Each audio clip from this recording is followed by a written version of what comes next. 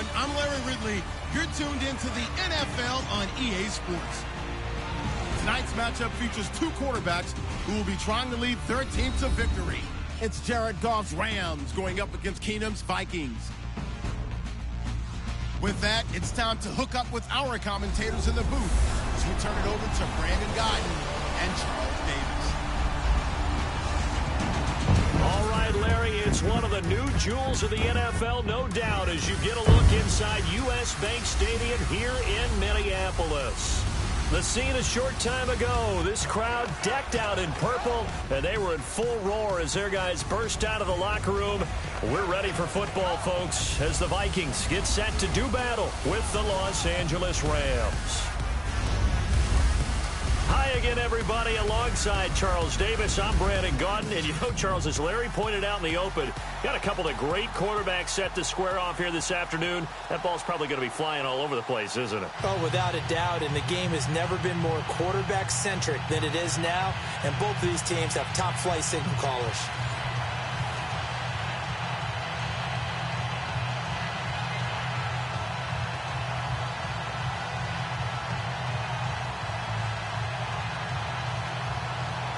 Kai Forbath set to kick it away for the Vikings.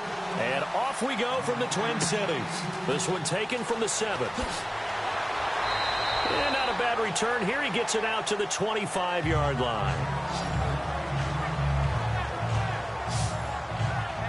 Jared Goff and the Rams on a 4-game win streak, and we're going to see their offense operate here in just a second. But for Goff individually, last year, Charles, passer rating 63.6. This year, 101.5. What a difference a year makes, not just for Jared Goff, but for the Los Angeles Rams in total on offense. Last year, they averaged somewhere around 14, 15 points per game. Averaging about 33 points per game, and got that number against Houston this past week. But the improvement of Jared Goff, so evident in how he's played. Knew he would be the guy right from the start of this season, and really has assumed that role well. Here's the first carry now for Todd Gurley. Trying to run inside, but nothing there. Officially no gain on the play, and it's second down. The offense on your screen now, and Todd Gurley on your screen. That is the back of the present and the future. And what an amazing return for him from a knee injury his last year in college at the University of Georgia. Now, it's like it never happened. There's nothing he can't do on the football field. And if you're a defense, that's a long day trying to prepare for Todd Gurley.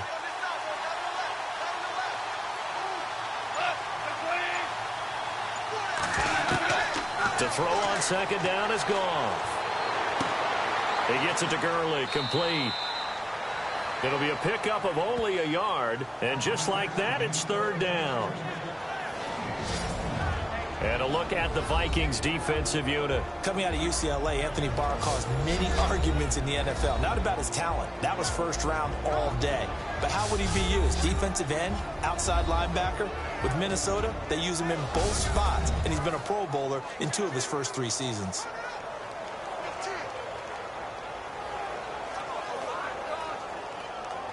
So trouble already here on their opening drive. This is 3rd and 9.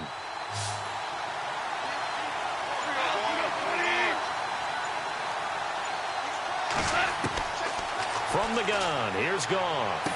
To the sideline, and wow, what a catch there. He doesn't get a lot, but he was able to get the feet down complete. It'll be a 2-yard gain, and that's going to bring up a 4th down. There's an example of good situational football being played by a defense. They understood where the 3rd down play was, the down and distance, and made sure that they didn't get anywhere near that, bringing up 4th down. Yeah, they were sniffing out that marker, didn't want to let him get close to there, and now a likely 3 and out to start. Yeah, I love the way they rallied to the football and got to him and made sure they didn't give up much run after catch. Sherrills to return it. We'll call that a punt of 54 yards. Well struck. And the Vikings will take over here 1st and 10. Minnesota on a 5-game win streak, and here they come, led by Case Keenum. You had the game last week where they defeated Washington, and how about the performance Keenum put up? And when you think of the Vikings, you think of defense first. But Keenum led them from the offensive side of the ball, over 300 yards passing, a 4-touchdown performance, some pinpoint throws, some throws in and out of the pocket that were just absolutely sensational. and he knows that Teddy Bridgewater is back and ready to play, but he wants to ride this thing out, okay? He said, I've been given the keys to the Ferrari. I'm going to drive it as long as I can.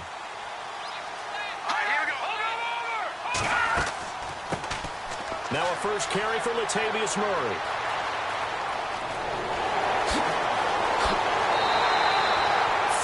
Yards there and a first down.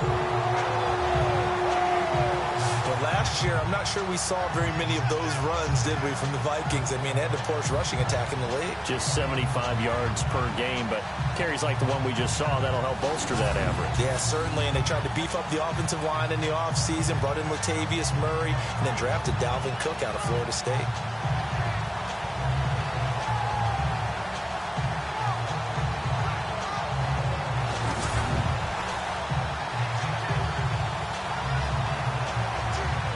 Offense lining up 1st and 10. Here we go. Green 39. Green 39. Here's Keenum. It's a short one here, complete to his tight end. And he'll be brought down, it looks like right at the 40. A gain of 6 there on first. Well, from their point of view, this game could not be starting out much better, could it? Force a punt on defense, and now they're moving it crisply on offense. Crisply, I like that. Yeah, moving it very, very well. Looks like the defense on their heels a little bit. You put a score in here, long way to go, but you're right, that's a heck of a start. Yeah, and I think this is where the play caller is looking at his play sheet and saying, do I have that dagger play? Do I have that play and just finish them off right now? Because I think they'd love to gain that big advantage early. They'll fight forward for a couple down inside the 40. Time to feature the offensive starters and to give some love to the tight end, Kyle Rudolph. He's been to the Pro Bowl already, battled a few injuries, but he's back and better than ever. Has added a little yoga to his regimen in order to make him more nimble. That makes it that much harder for the defenders to catch him. So 3rd and 2, this quite possibly 4-down territory, though, if they're stopped.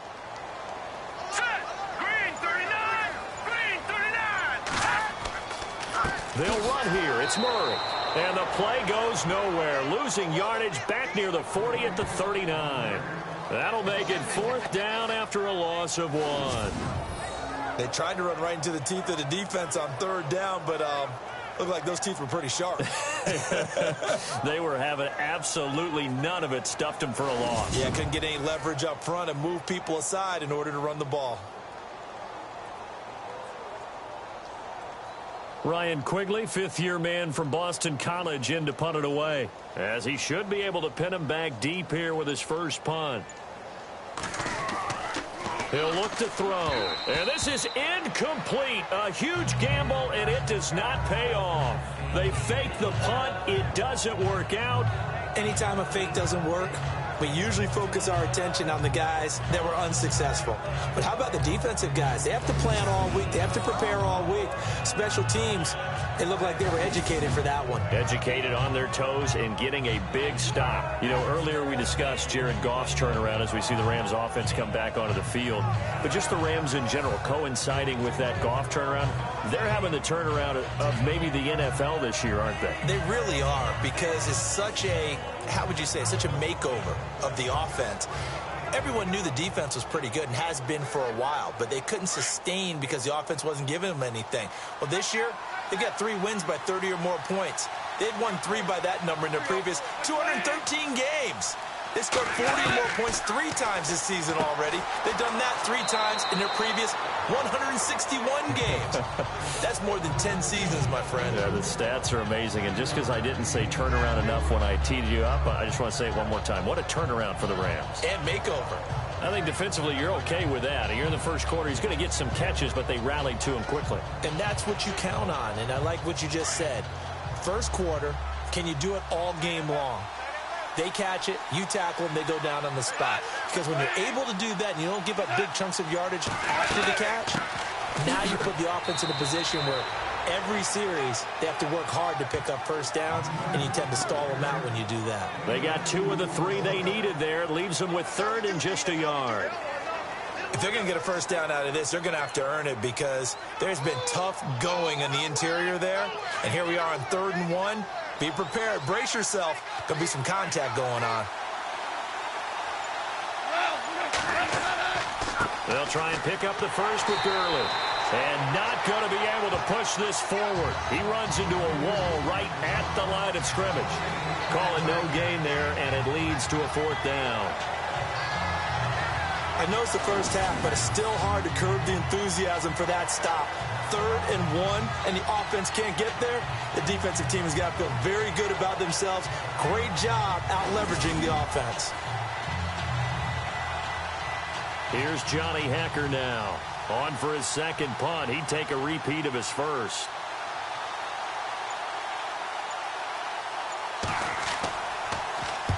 And he gets it away. A directional kick going toward the sideline. And no return here. Where will they spot it?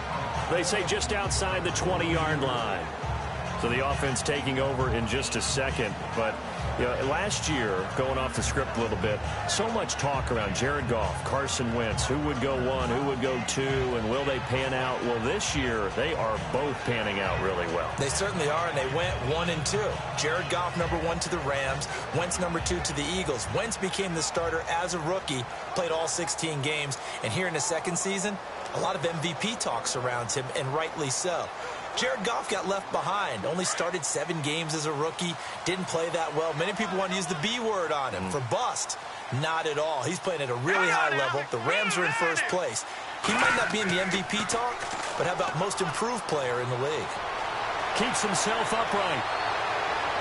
He's going to launch this thing. Wait at. Oh, this is taken in. It's complete.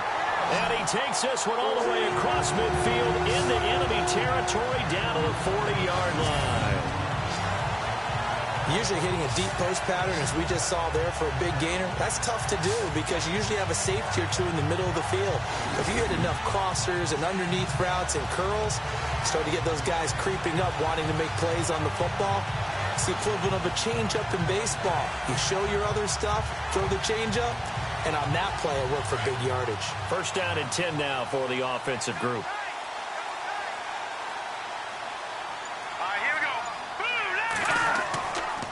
Here's Murray. And a short gain there down to the 37-yard line.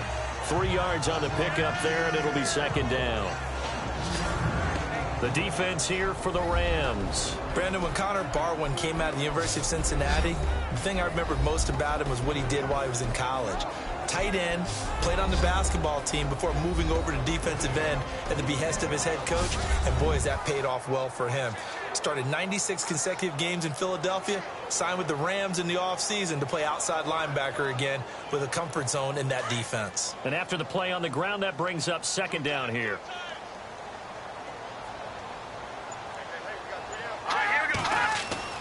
Throwing is Keenum.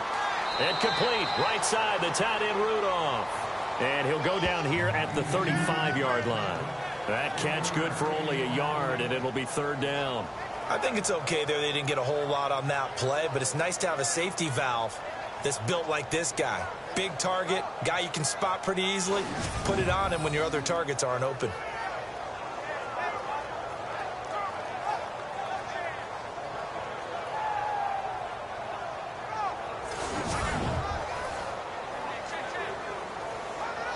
In need of a conversion on 3rd down. They had the big play to start the drive. Not much sense. Let's go. A shotgun snap for Keenum.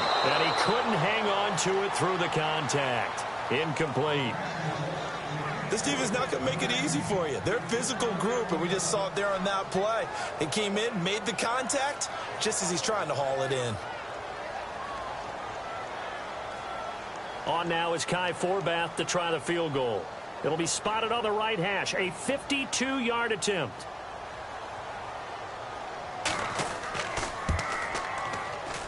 And did he have enough? He did. He kept it on line and managed to tuck it into the bottom right corner. And the Vikings have a 3-0 lead. A little bit of a lower trajectory there on the deep kick, and it worked. Had to do it because he had to drive it out low because of the length of the kick. Able to do that, got it above the defense and over the post.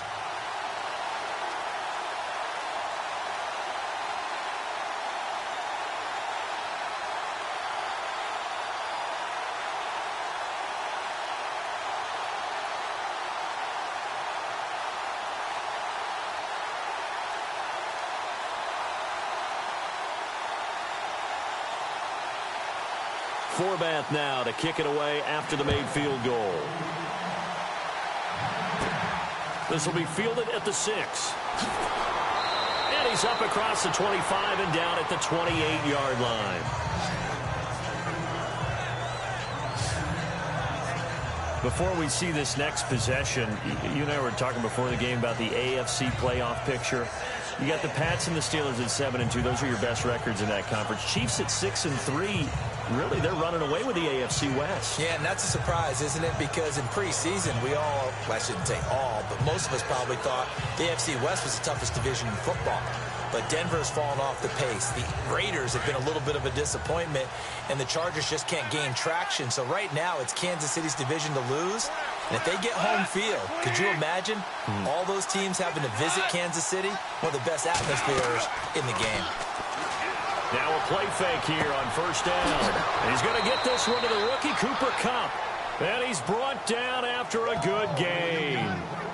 And a nice gain of 21 yards.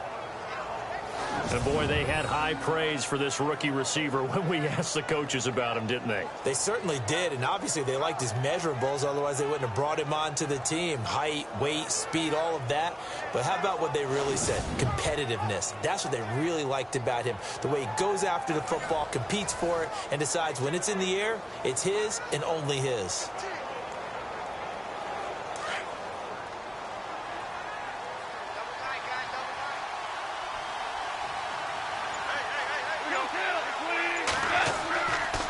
First down, it's Gurley. Good move by Gurley. Todd Gurley, wave goodbye. Touchdown, L.A. Todd Gurley, 50 yards. And the Rams are going to take a first-quarter lead. And on that long run, maybe the defense caught napping a little bit.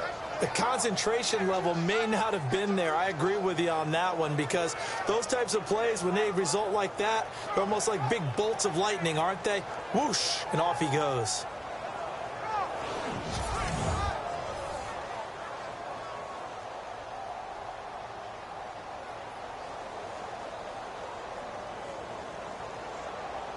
Now Greg Zuerlein on for the extra point.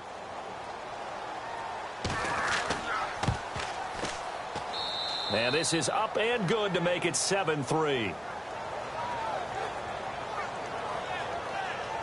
So 2 plays on that scoring drive. That's how they drew it up. And the long run into the end zone, and what a run it was.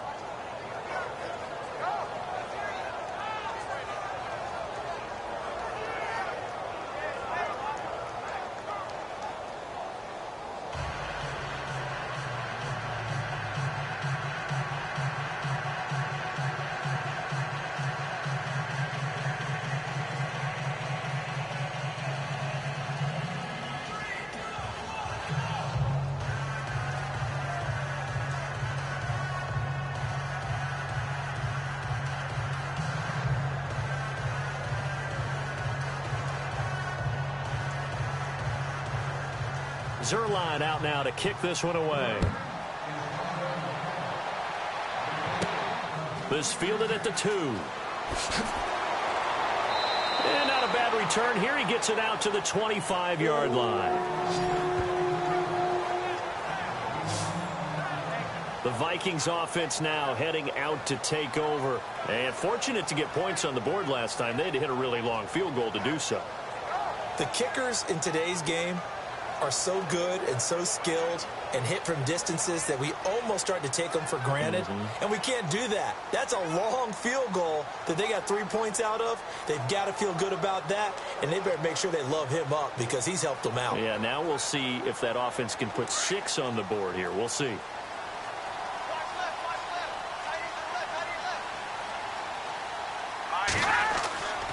They begin the drive with a run by Murray. Space to maneuver at the 40. He's at the 40. 20. 10. And he will score. Touchdown, Vikings. Latavius Murray, 75 yards. And the Vikings get the quick strike touchdown. And with that carry, he's already over 100 yards here in the first half. And, partner, you know exactly what he's saying to his teammates right now, right? Especially to the play caller. Give me the ball. Again, and again, and again. It's not that heavy, sir. I'll take it.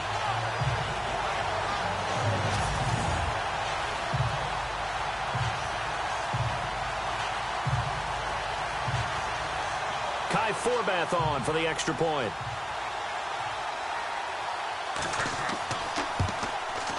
And it's through, and that makes the lead 10-7.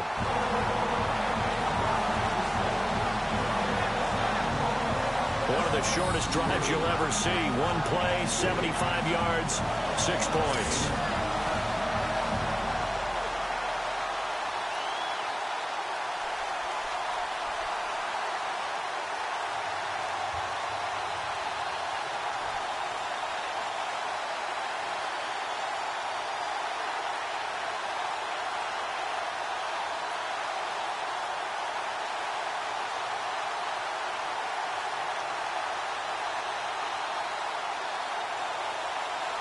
Forbath out to kick this one away. This will be fielded at the 8. And not a bad return here. He gets it out to the 25-yard line.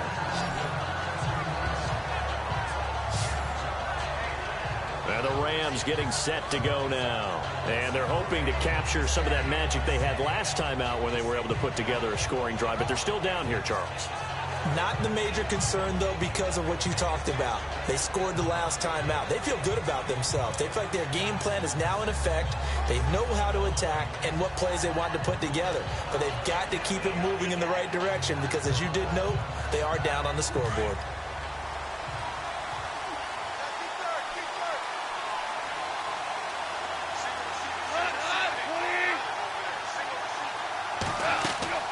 They go play action here on first down. He's going to float this one deep right side. That's caught inside the 20. A big play there for L.A. 58 yards. Well, we know he's got the speed there. He needed the speed and the hands. A great catch. And because of that speed, you have to respect it as a defender. So you have to either play off or make sure you're somehow in contact with him. And he's able to do exactly what you said. Use the speed to his advantage and go up and get the football. That's a big-time play right there.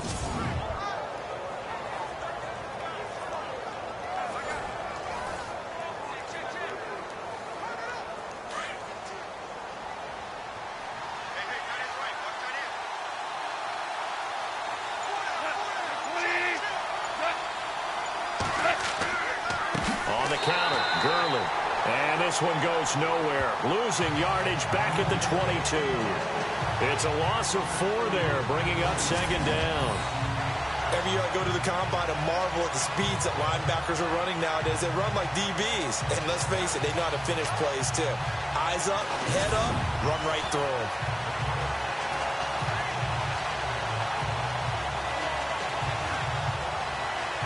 And a long way to go for the offense here on second down.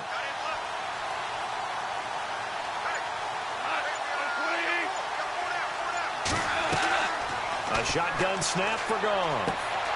He rifles one that's intercepted. Picked off by Harrison Smith. And he'll be stopped shy of the 15 at the 14-yard line on the return.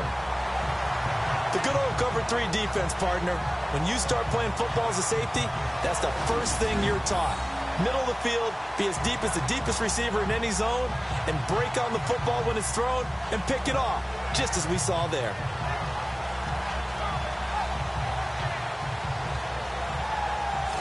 And out now come the Vikings. And coming off a one-play drive that was so deflating for the defense, what's their mentality? How do they rally here and stop this offense? Well, hopefully there's some determination that sets in because they weren't ready to go on the last one. Give all the credit to the offensive guys for getting it done, but to allow a run of that length, that's just not being prepared. So now, are they determined? Are they ready to read their keys and make the proper plays? And we'll see how determined they are.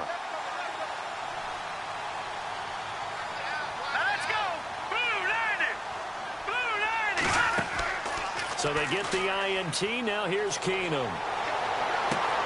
Over the middle, he's got Treadwell.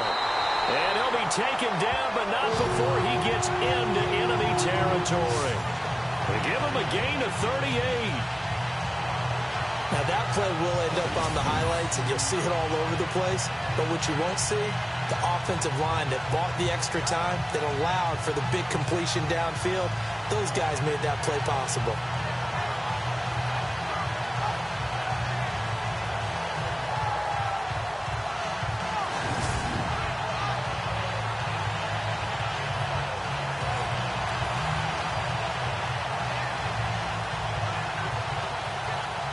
Fresh set of downs here.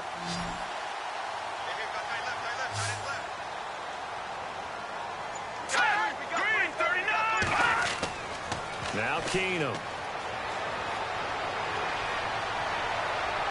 And he'll be out of bounds, able to take this one down to the 20-yard line. A very solid gain of 27. So Adam Thielen had the grab there. He had 8 of those last week in the win over Washington for 166 yards. And let's go ahead and retire the Cinderella story, because he is no longer that. Probably shouldn't have been. Yes, I know he came from Minnesota State. Yes, I know he was undrafted, but he's a big-time playmaker for the Minnesota Vikings. And Case Keenum is really relying on him. A monster game against Washington. So here, the men in charge are going to be looking at whether or not the receiver had possession of the ball as he went out of bounds. And they have to make sure that the receiver got both feet down in bounds as well.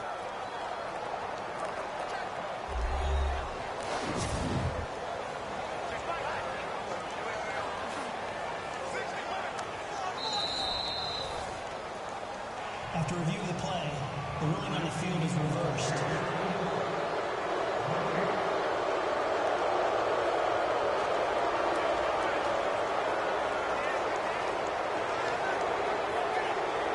So they're still at the original line of scrimmage here. 2nd down and 10. All right, here we go. A handoff. It's Murray. And he'll get this down only to about the 46. Only a yard on the pickup there, so it leaves him needing a conversion here on 3rd and a tough 9. Well, if the coaching staff's doing a good job upstairs, they'll file away what they just saw from the defense right there. They sold out to stop that running play. I'd say keep that in mind. They want to try that again. Go play action, hit them over the top. In need of a conversion on 3rd down. They had the big play to start the drive. Not much sense. From the gun, here's Keenum. And he's able to find Diggs. And he'll get this one down near the 20-yard line. And they pick up 25 as they convert on 3rd. He's such a good route runner. Shows it there on 3rd down. Very proficient and a good pass. And you know what I've observed over the years in the NFL? The better a route runner you are, the more confidence your guy's going to have in you to go to you in important times, because he can trust you being in the right spot, and they connected there and picked up a 1st down. Offense comes to the line now, 1st and 10.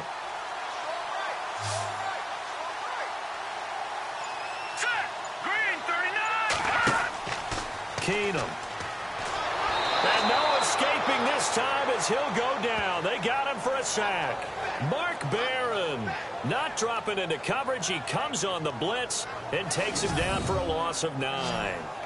Well, that play was the very definition of fast, quick, and in a hurry. Suddenly, he was there. Yeah, blink of an eye. That happened fast and a big sack.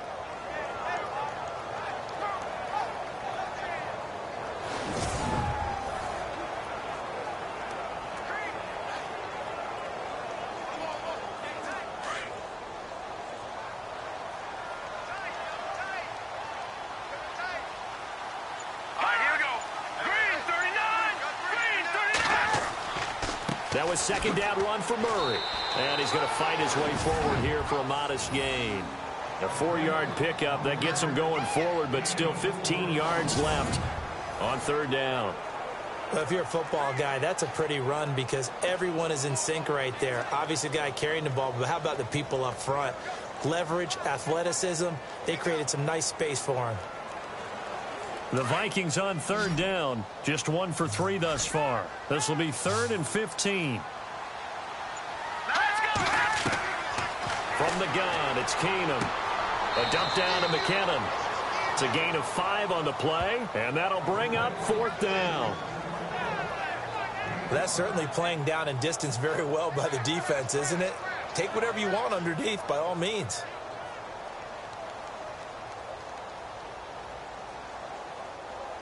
So out comes a field goal team now for the second time here today.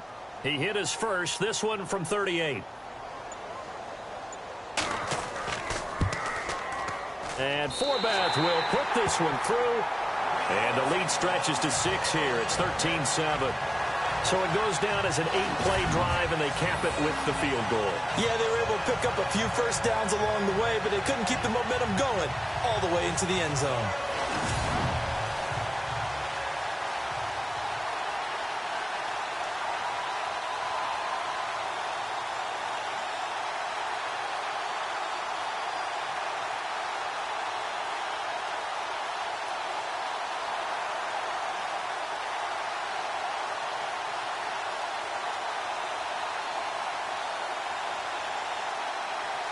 Forbath now to kick it away after the made field goal.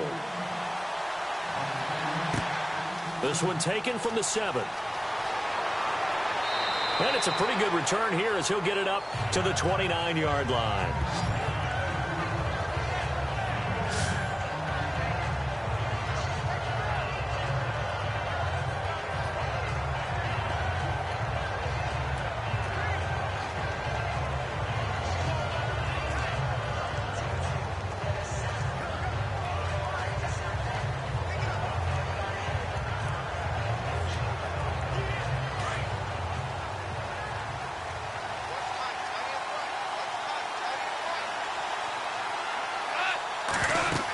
They'll try and start the drive with Gurley. He finds an opening past the 40, and they get him down, but not before he takes it across the 40-yard line.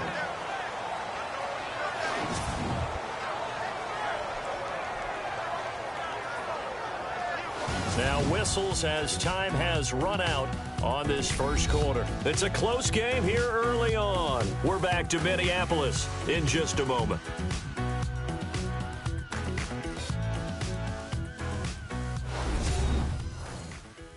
The NFL on EA Sports is presented by Snickers. You're not you when you're hungry. Snickers satisfies.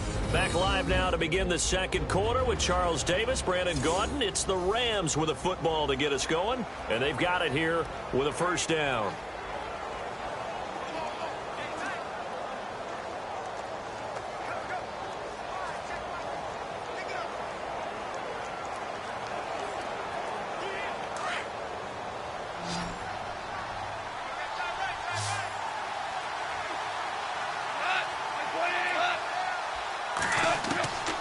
Out of the gun, Goff.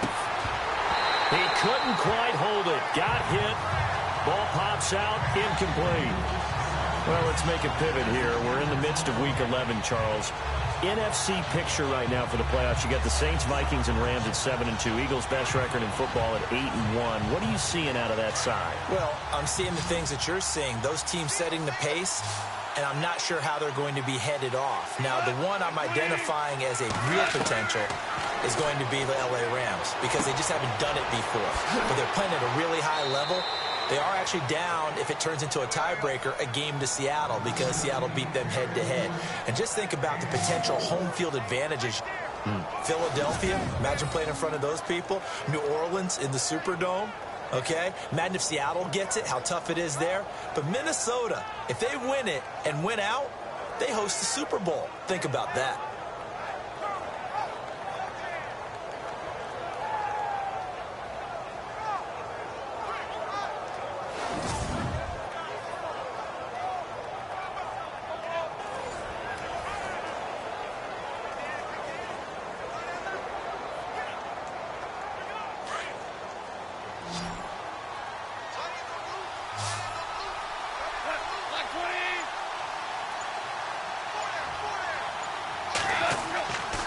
First down, Goff. And he'll lose yardage on the play back at the 37-yard line. That's going to go as a loss of 2, and it'll be second down.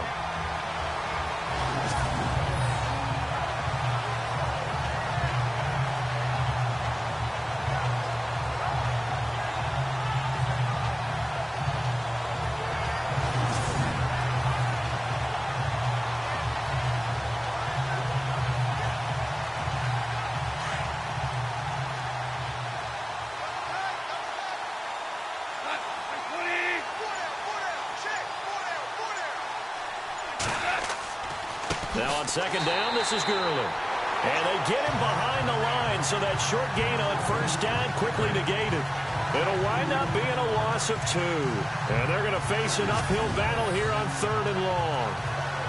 Wow, that play got shut down in a hurry. As soon as the snap came, you can see defensively they were just closing in. That was going nowhere. Yeah, you count on your offensive line to give you a little bit of space, a little bit of time so you can make a move. There was none there for him. Back-to-back running plays, putting them in negative territory. What can they do coming up on 3rd and 15?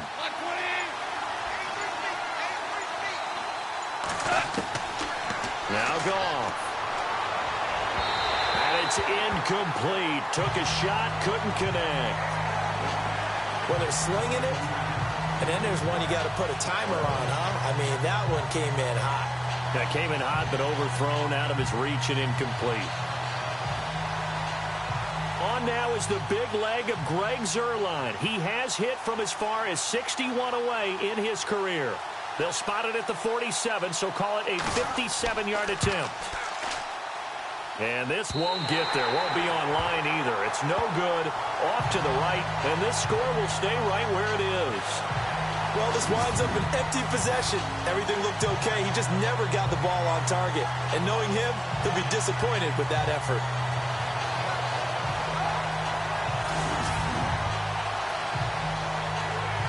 Now Case Keenum and the offense heading back onto the field. He's been in a pretty good group. They actually have more yards on the ground than through the air, but both have been good, pretty balanced.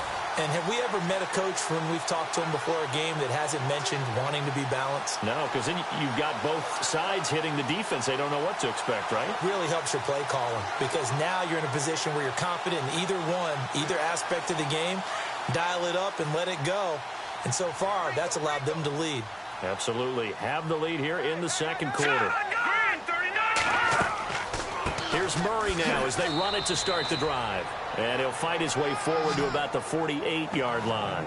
Just a yard on the first down carry, so it's 2nd and 9. Nice job by that defensive front there to hold him to a short gain on first down. Well played, I must say. Yeah, only getting 1 yard. There was no room to run.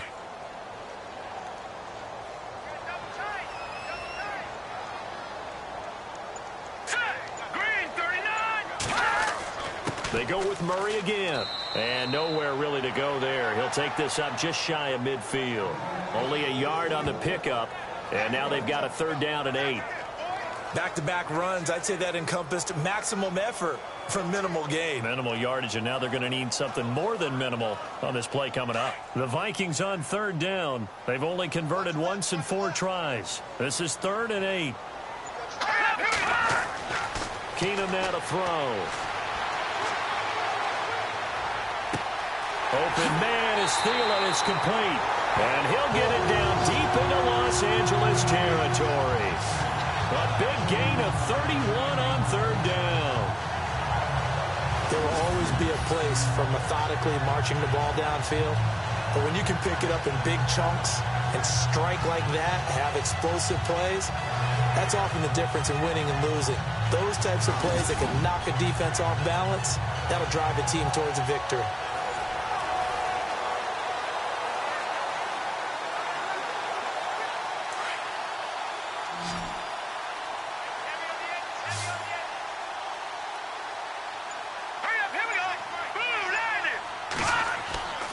From the red zone, it's Keenum.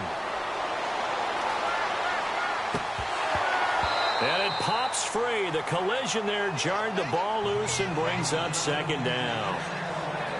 You get a tight end like this, and you know he's used to dishing out punishment, but here, he's one that has to absorb the contact, and as a result, unable to hold on to the football.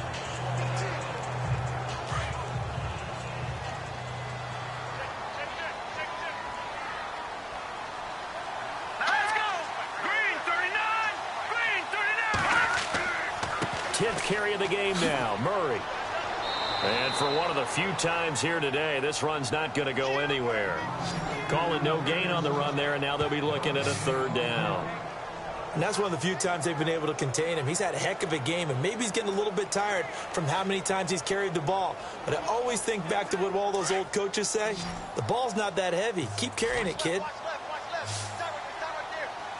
right, here we go. Blue line it. Blue Throwing on third down, Keenum. This is caught. And he won't have the touchdown, but he will have the first down as he's tackled at the 2. They're able to convert on third down, and that sets up a first and goal. And in a lot of ways, that catch is expected. Red zone presence, and that one was realized there. You've got to find your tight end in that situation.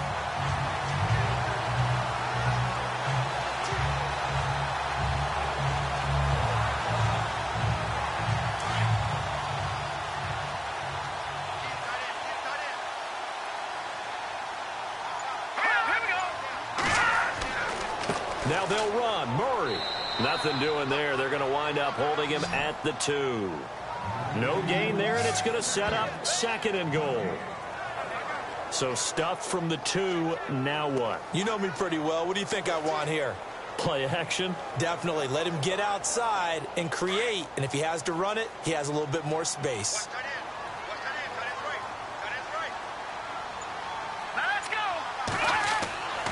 Again, it's Murray. And he pushes forward but comes up short of the goal line as he'll get a yard down to about the 1. And a nice job defensively to keep him out of the end zone. He was trying to get his second touchdown already in the first half. They had that one earlier, was bidding for a second.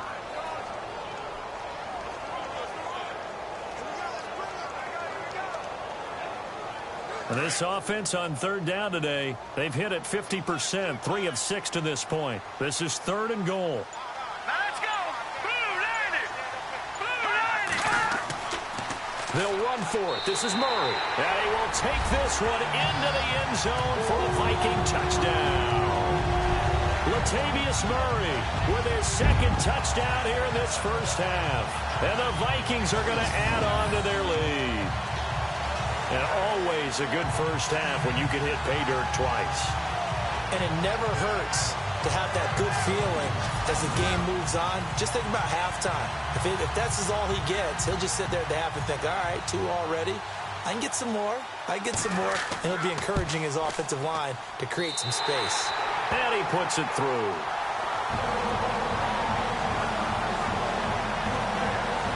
So that drive consumes 9 plays all told. And it culminates with a Latavius Murray touchdown run.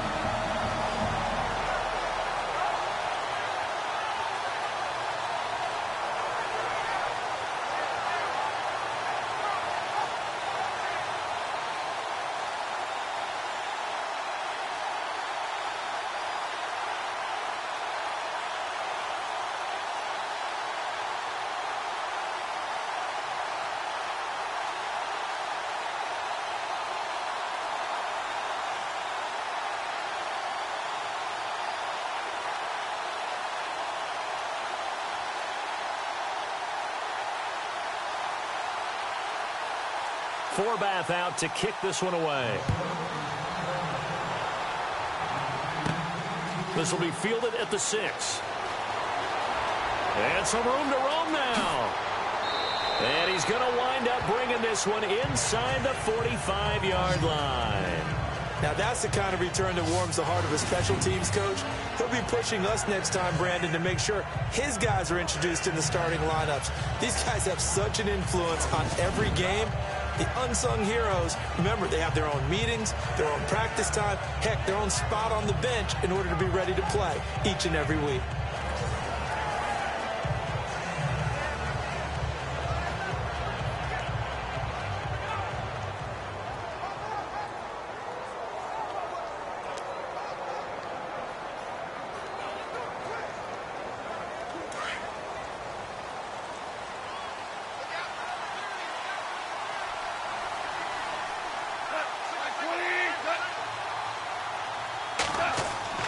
They go play action with Gurley. Now Goff.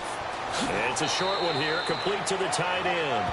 And they'll be inside the 35 now at the 34-yard line. Give him 9 there on the first down completion.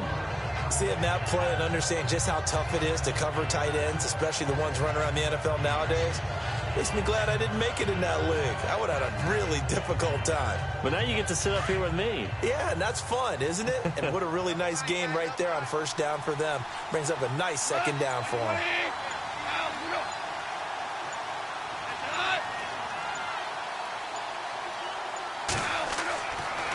Now Goff will hand this one to Gurley. Looking for a seam, but finding none. He'll get back to the line of scrimmage, and that's it.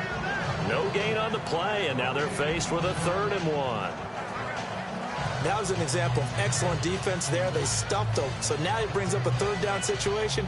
If I'm calling plays here, I make sure I put it in the hands of my quarterback and get it to a receiver real fast. I'm not running the ball here.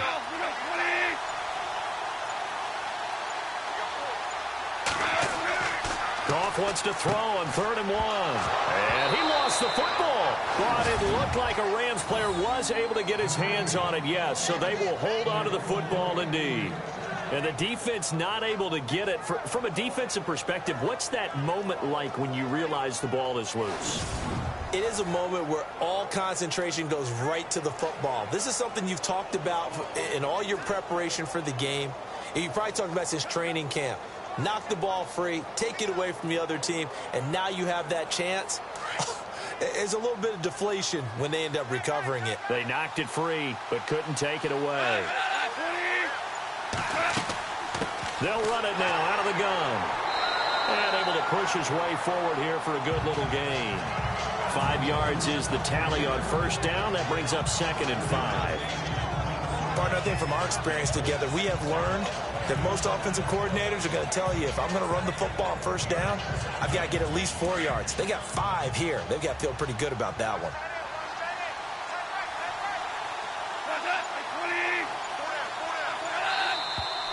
Now whistles and a flag down. I think one of the Rams linemen might have moved. False start, offense. And that'll be accepted, of course, and that moves him back 5. Still 2nd down.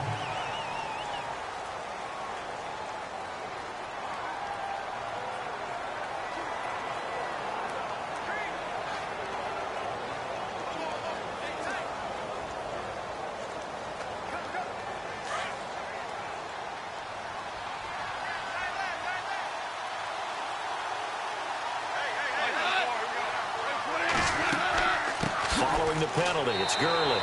And only a yard this time as he's taken down right around the 26. Well, so many times we look at a short run and we praise the offense for trying to set the tempo and establish things, but the defensive guys, hey, they just won the battle there. It wasn't a big run given up. They don't always have to absorb the body blows. Sometimes they dish them out themselves.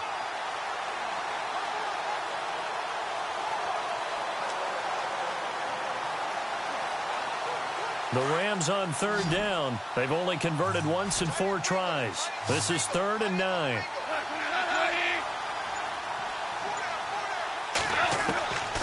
Here's Goff. He'll throw underneath for Gurley. And he'll be knocked down sideways. Give him 6 on the play, and it'll be 4th down. So many times you hear today's NFL described as a space game. Get your best players into space with the football in their hands. That's why sometimes you just swing it out to your runner, get him out in the flat, and let him have a chance to make people miss an open field.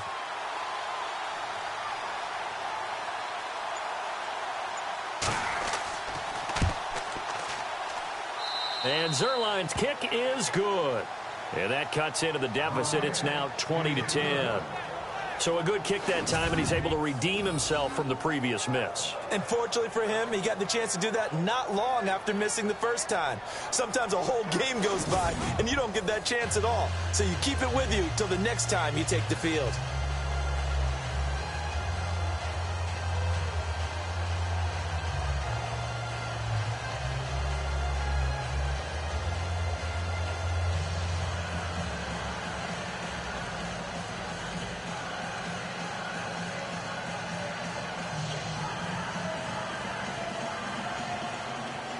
After the made field goal, Zerline back out there now to send this one away.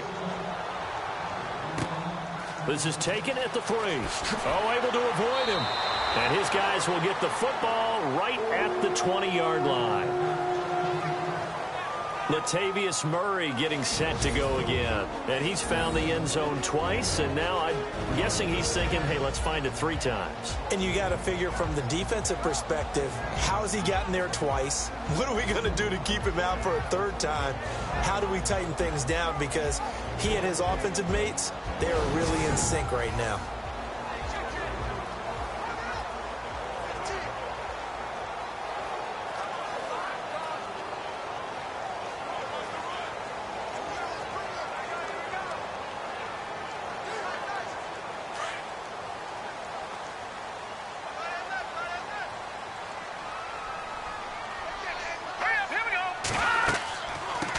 first down. Murray.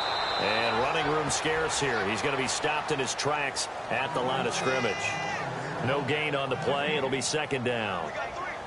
And there's a nice stop for the defense. They've had a tough time containing this guy all game long, but maybe they can build a little bit off of that play, a little bit of confidence, a little bit of momentum. Yeah, every now and then you can actually tackle that guy.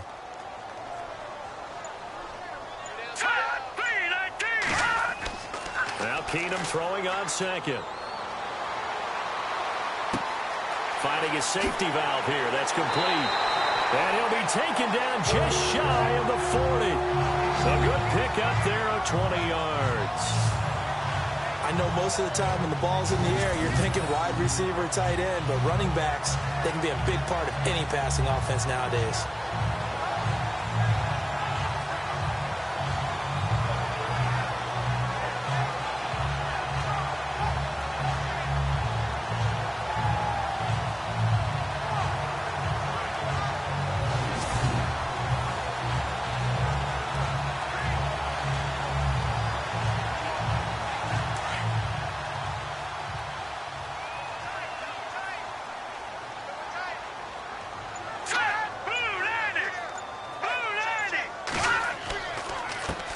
It's Murray, and maybe a measure of revenge there. He's had his way in this one, but this time they get him behind the line. This will be a 2-yard loss on the play, and it'll be 2nd and 12. So while the offense has had a big day, no one on that side of the ball is excited about seeing a loss like that. Their goal, to make every play positive, and when you have a bad one like that, your next goal is to not let it spiral into more.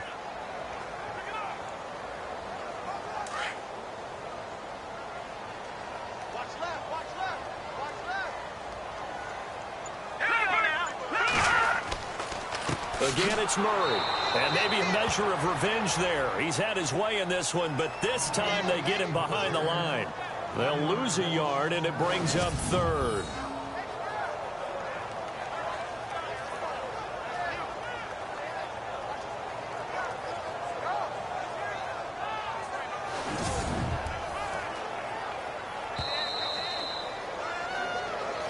Two minutes remain here in the first half. More from Minneapolis after this.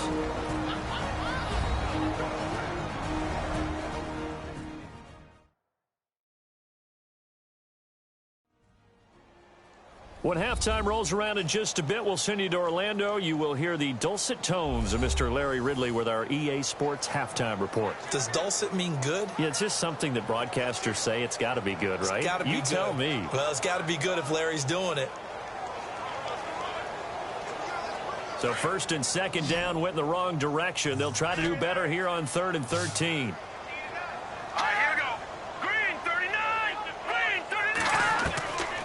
Out of the gun, Keenum. And this is going to be incomplete. Well, no second guessing the call here. It was 3rd and long, so throwing the football was probably the smart play to try and pick it up. But they don't get it, and now the defense goes off the field feeling pretty good about themselves, gaining some momentum as they force them into a likely punting situation. So on 4th down, here's Ryan Quigley now to kick this one away.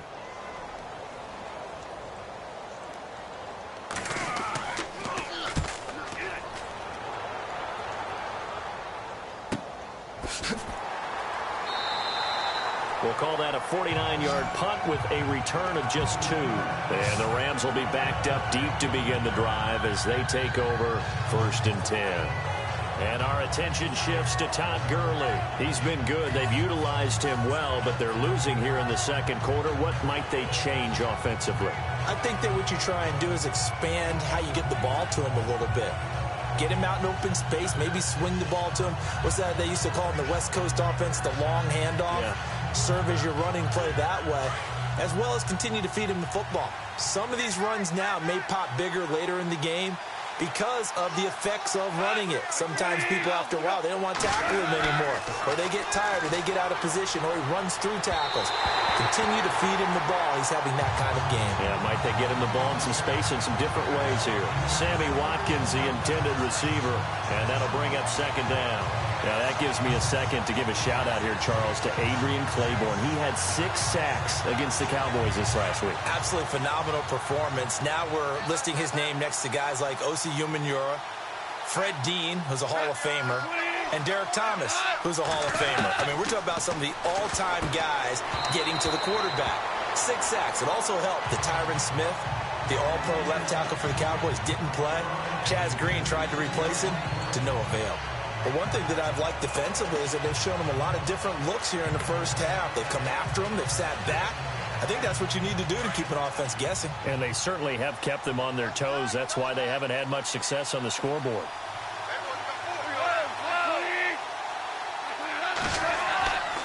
On third down, they'll run it with Gurley. And now the Vikings are going to stop it here on defense with a timeout. It's just their first, so they'll have 2 remaining here before we get to halftime.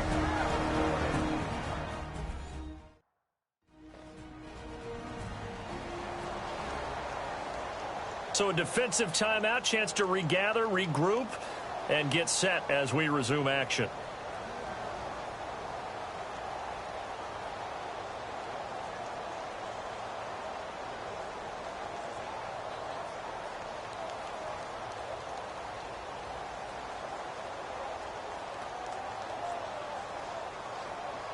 Here's Johnny Hacker now, standing just about on his own goal line.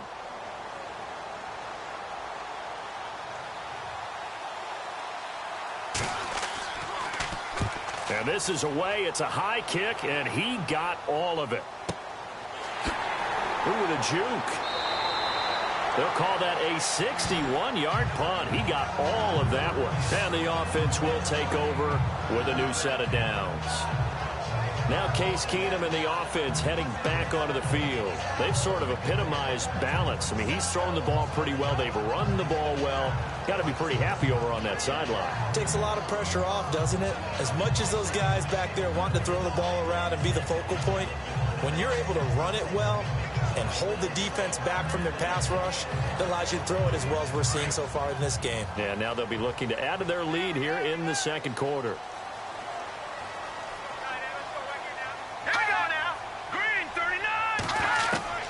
Keenum now on first down. Throw left side on target to Thielen. The completion good for 3, and it's second down. Let's make this one simple. What a catch, especially the finishing part of getting his feet in bounds, toe tapping, and, of course, foot dragging. A little tapestry, if you will. Oh, I like it.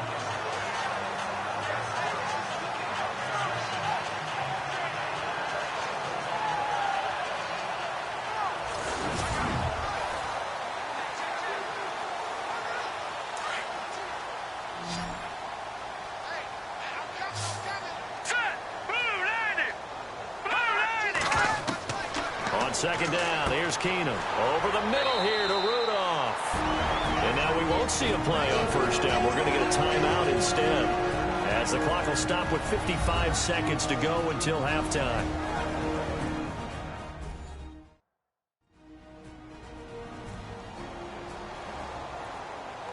And welcome back. The offensive unit, they took the timeout. And now they get set to line up as we resume action.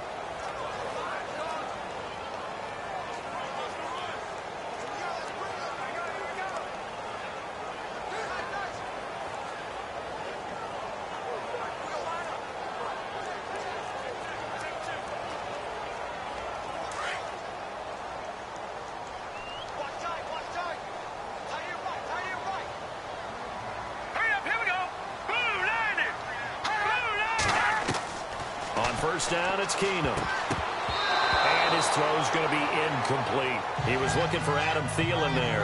And that'll bring up second down.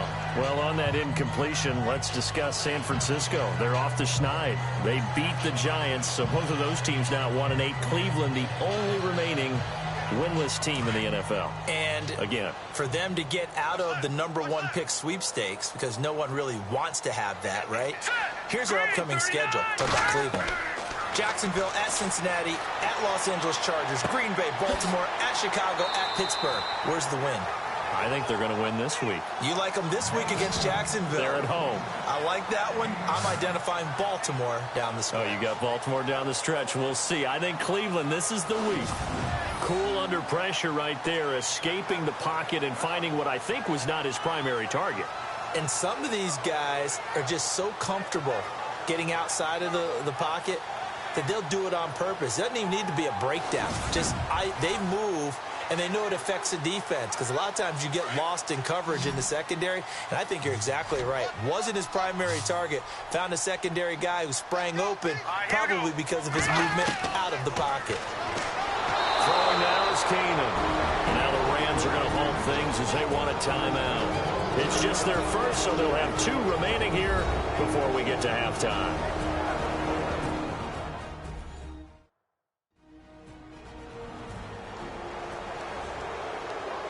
All right, so the timeout over and all 11 men back out onto the field for the defense.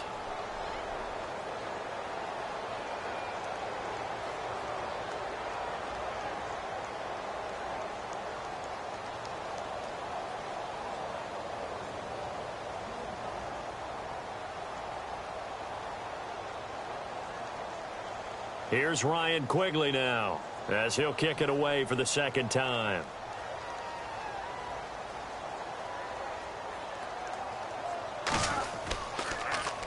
He gets this one away, and boy, it's another boomer. And a nice special teams job here. This is going to be down inside the 10 at the 7-yard line.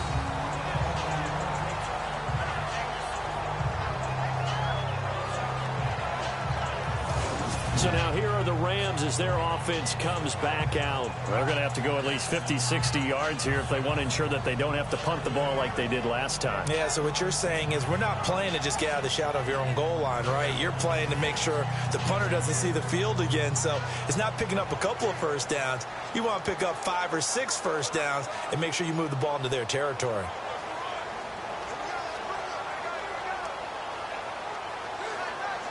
And tough starting field position here.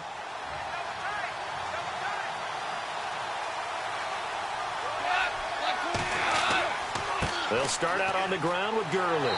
And nothing doing. He's immediately taken down at the line of scrimmage. No gain on the play there. Second down. No gain on that run, and while this team is down, they're not out of it by any stretch of the imagination. Maybe you just have to think about different style of running in order to get this guy going. Offense looking to avoid a 3rd and long. It's 2nd and 10. So we've reached halftime here in Minnesota with the Vikings on top. As we'll send you down to Orlando, where Larry Ridley has our EA Sports halftime report. Larry? Thanks, Brandon.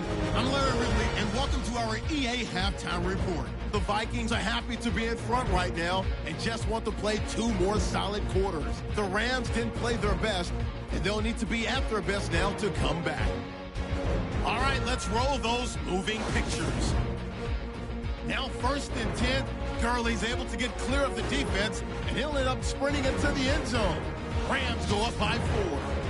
1st and 10, Murray's stiff arm attempt works perfectly, and he'll take this 75 yards for the score. They go ahead by 3. Late in the first quarter, Goff's under pressure and throws the pick. Smith's the one who makes the pick to give a boost to his defense. Now 3rd and 8. Thielen's wide open here on the catch, and he'll end up at the 20-yard line before being tackled. Vikings now later on the drive. Murray's going to shift out to the right side, and he capped off the long drive with the TD as they take a 13-7 lead. Okay, Larry, thank you, and we welcome everyone back for quarter number 3.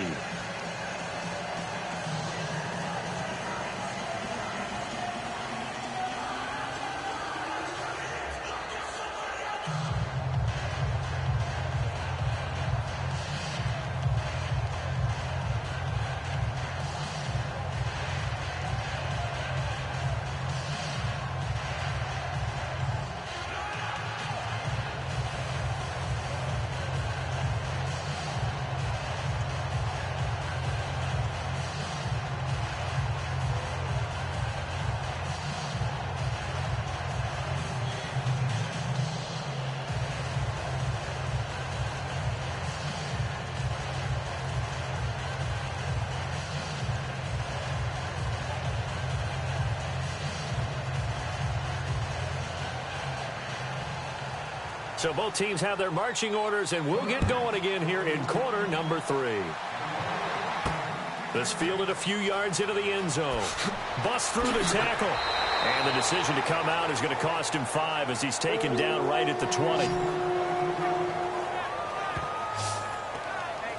Out come the Vikings. They'll have it first on offense as we begin the third. They built a good first-half lead. Now they have a chance to add on to it. And what I'm thinking is that the offensive staff spent the entire halftime just working with them on, here's what we think they're going to do to attack us in the second half. Nice first half that we've had, guys, but be prepared for some change-ups. We're going to see them when we kick it off in the second half. See how they handle any adjustments that might be made defensively.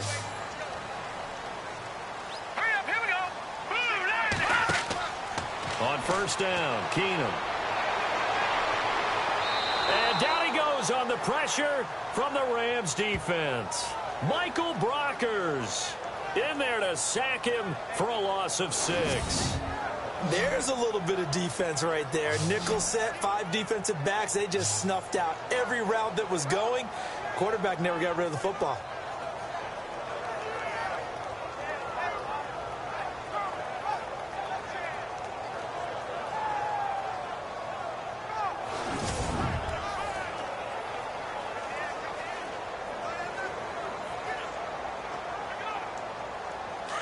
And on the outside, they're playing press coverage.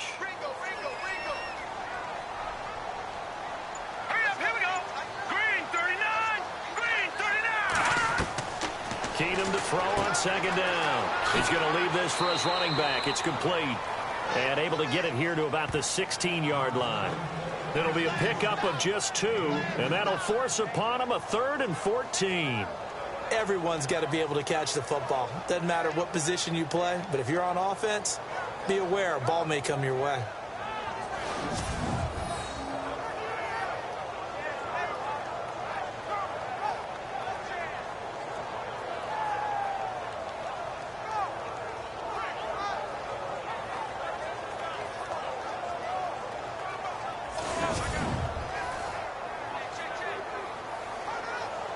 The Vikings on third down, not quite 50%, 4 for 9. This is 3rd and 14. Hurry up, here we go. Blue 90. Blue 90. A shotgun snap for Keenum. And he's going to get to the 31, enough for the first down. It's a pickup of 16 there, and it'll lead to a new set of downs. One thing I can say pretty safely, that route is not called if you don't have a guy who can throw the ball and put some mustard on it. Because if you're going to lollipop it in the middle of the field, bad things usually happen. It takes a strong-arm guy who can rifle it in there, and they were able to successfully complete that one.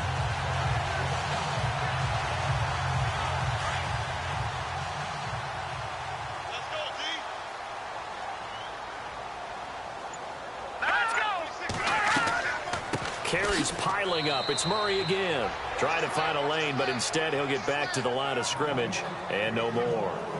Call it no gain on the play, and it'll be second down. But he was stopped on that play. But he's had plenty of carries all afternoon.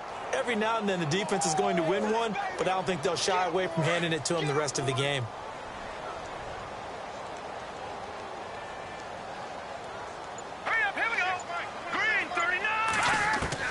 Here's Keenum now on second down. The throw left side complete to Treadwell. And a pretty little juke move there on a nice gain. And they'll get 9 there as that sets them up better for third down.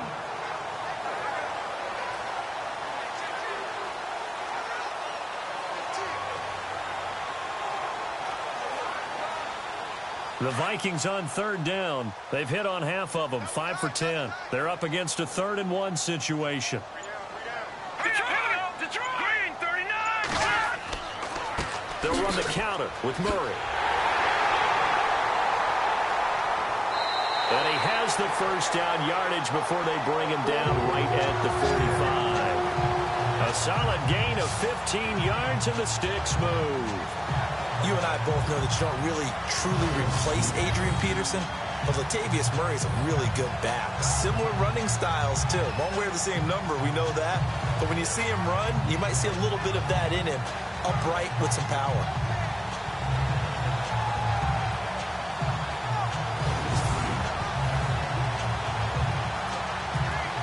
So they pick up the first down after the run, and now they approach for the fresh set.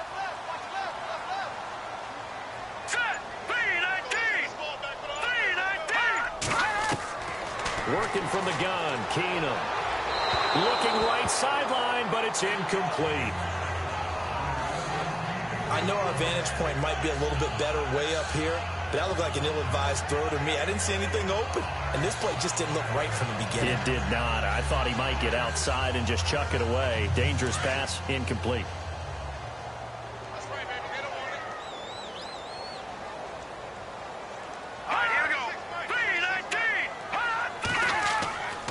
Now a give. This is Murray. And maybe a measure of revenge there. He's had his way in this one, but this time they get him behind the line. He'll wind up losing a yard on the play, and that's going to lead to a 3rd and 11. Partner, I think there's a lesson there. Some days you're just having a really tough time, and for the defense, today has been that day. But after that play, what do you learn? You can still make plays even when the other guy's having success against you. 9th play of the drive coming up, and certainly not an easy one on 3rd and long. Let's go. On play action, it's Keenum.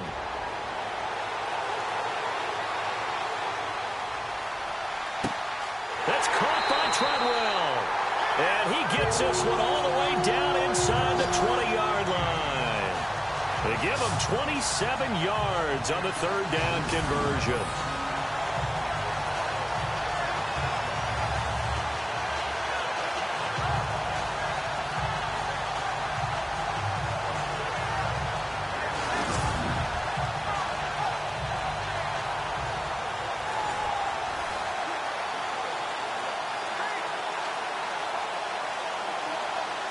So after that big gain, let's see what else the offense has up its sleeve.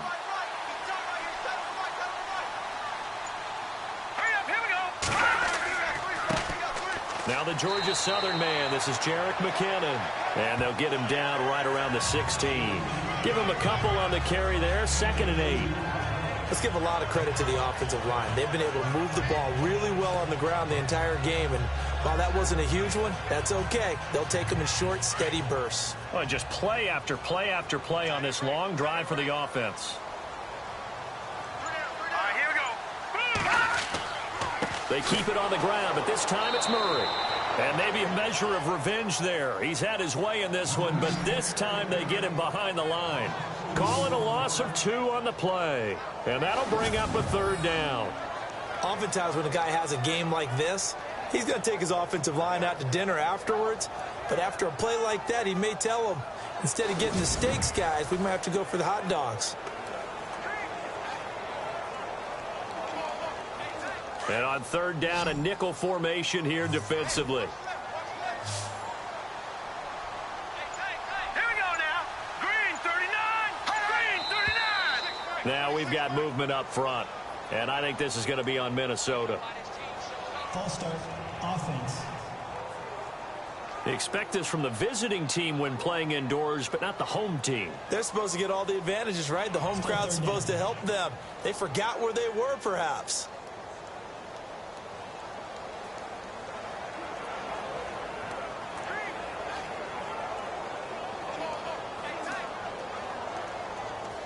And with a 3rd and 14, we have 6 defensive backs out there now defensively. From the gun, here's Keenum. And incomplete. The contact made the ball roam free and brings up 4th down. So he can't hang on, and as I watch that unfold, I remembered an expression that I've heard, maybe from you, I don't know, but you're going to get hit anyways, might as well hold on to the ball. Well, you know a coach said that, right? Yeah. Not an actual player. Not a chance at all. Way easier said than done.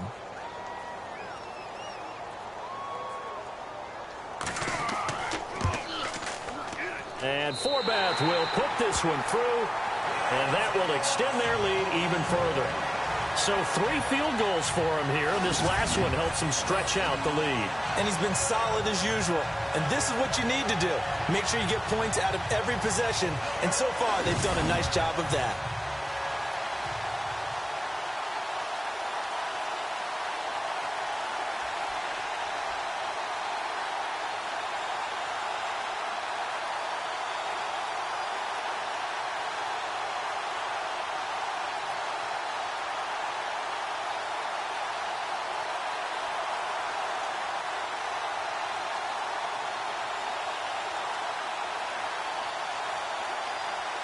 Forbath now to kick it away after the made field goal. This one fielded at the 5.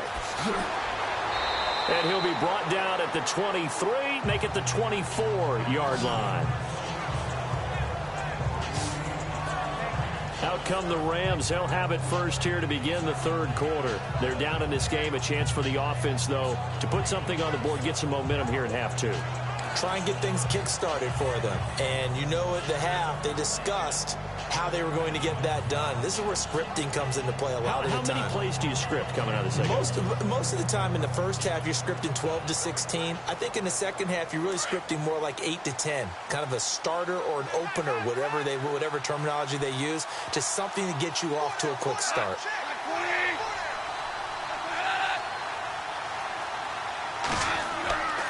Time to establish the run game here. Gurley. And he'll wind up with about 6, up past the 30 to the 31.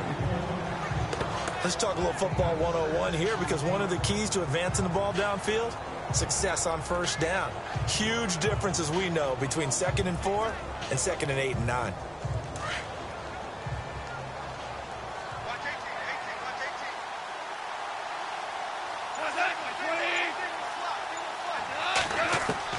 On second down, here's Goff. To the sideline, and it's caught, but boy, he's out of bounds. And they tried to get him into space coming out of the backfield, but it'll be third down. That was a nice catch, but unable to stay in bounds. And remember, it wasn't a wide receiver who works on that all the time. I was going to say, he likes to get the ball handed to him. Now, don't get me wrong, he's part of the passing game as well, but maybe a little out of his comfort zone there. Yeah, he might want to have a few words to say to us about that later, but I am still going with you on that one. Wide receivers work on a little bit more. And that is incomplete.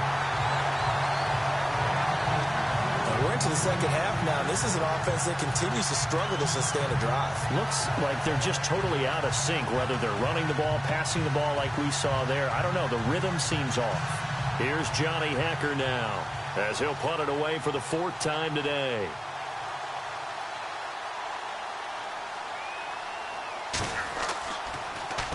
He's averaging just under 50 yards a punt as he gets this away. And a great job on special teams to down it, as this will be marked out inside the 5-yard line. And our attention here turns to Latavius Murray. So after that hot start, the numbers here show the decline. What has the defense done adjustment-wise? Sometimes when you have a running back who's getting off to a hot start, you've got to catch him before he really gets going. So you change what you do across the defensive front. Instead of the linebackers being back a few yards, you bring them up closer. It's what we call mugging the line of scrimmage, taking away a lot of blocking angles and gaps, and maybe stopping him before he can get going. Mugging the line of scrimmage, okay. Yeah, in this case,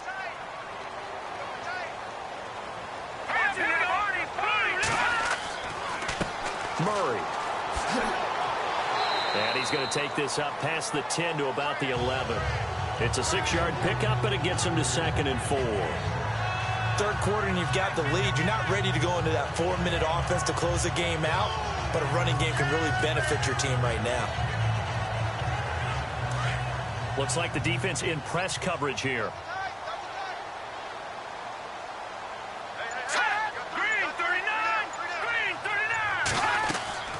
They'll run it now out of the gun. And he'll take this one only up to about his 13-yard line.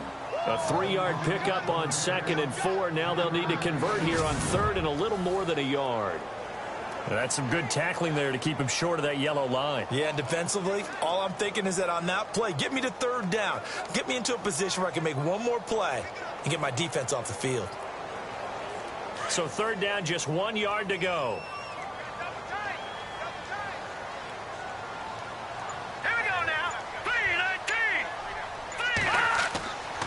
This is Murray, and not going to be able to push this forward. He runs into a wall right at the line of scrimmage.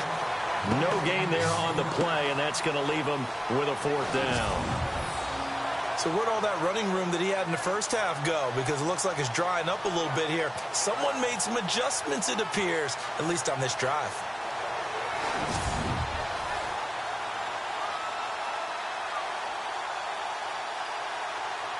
Here's Ryan Quigley now, as he's on to punt for Minnesota.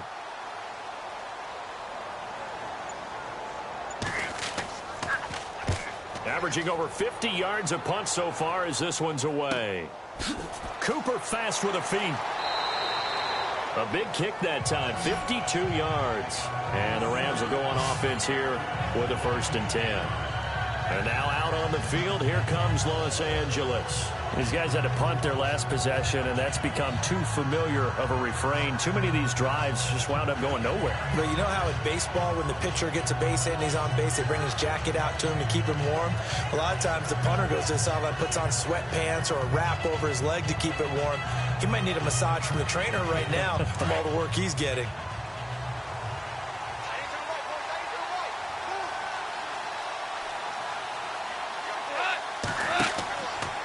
Goff turns and gives to Gurley. And he'll muscle his way up to the 43 for a pickup of right around 5. And there's a run to be happy with. Good, solid yardage. He'll take that anytime you hand the ball to him back.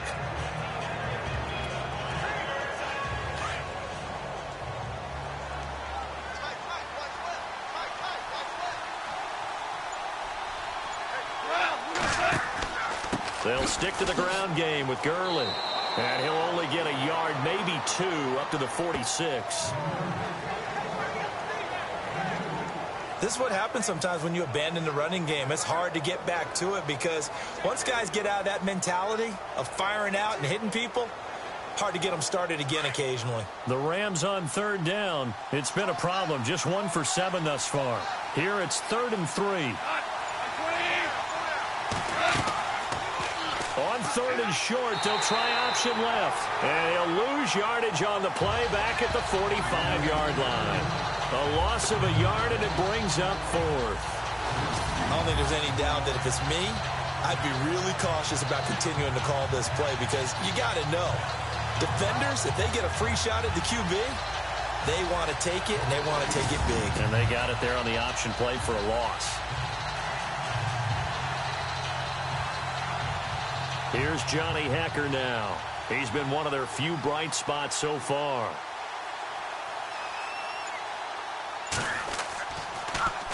And he deserves a bronze leg as he gets this one away.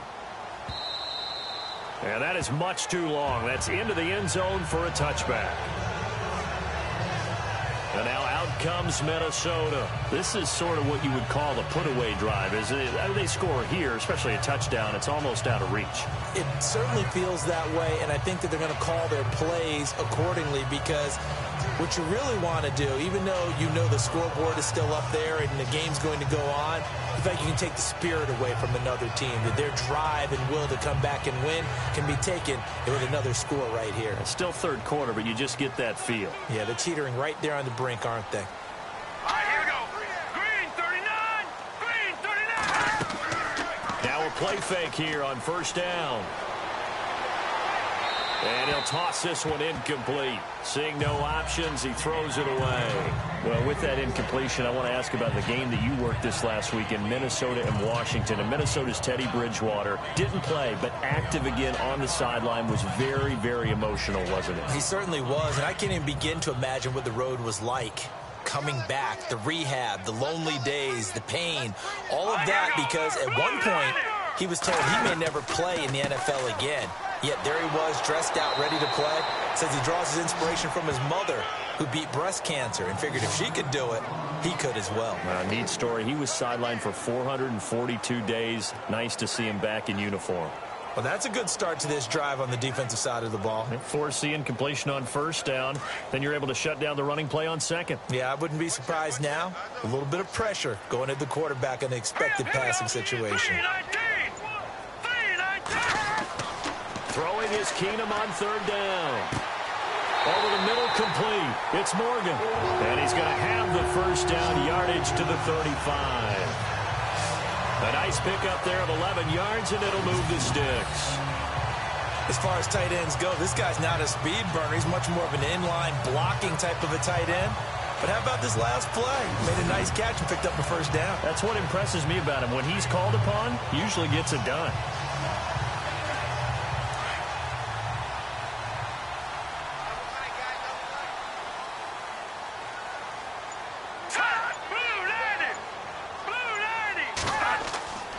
Here's Murray. And unable to get downhill there as he'll take this up to about the 37. 2 yards on the pickup there. It'll be 2nd and 8. Well, he was looking for some running room, and there wasn't a whole lot of it there on that play. I think he was lucky to get a couple yards out of it because those defenders, they were rallying to the football pretty quickly. See if they stay on the ground for 2nd down.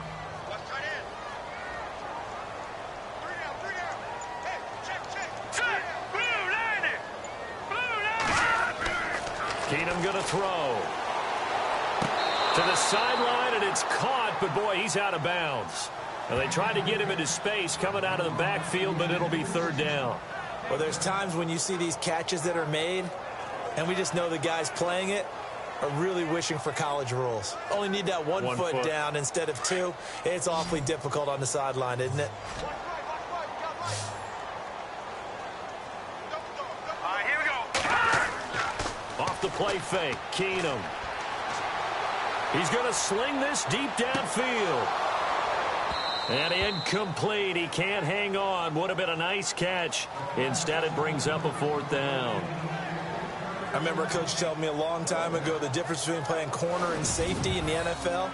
Corner is like the Autobahn. Everybody just flying by, and these corners have been really busy in this game, although they got it done on the last play. On the last play, yes, but there have been some good numbers put up against them offensively.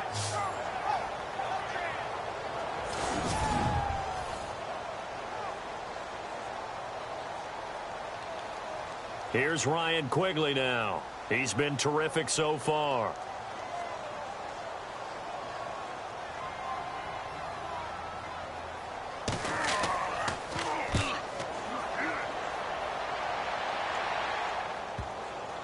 And did he put that on a dime? He did. Wow. Out of bounds at the 1-yard line.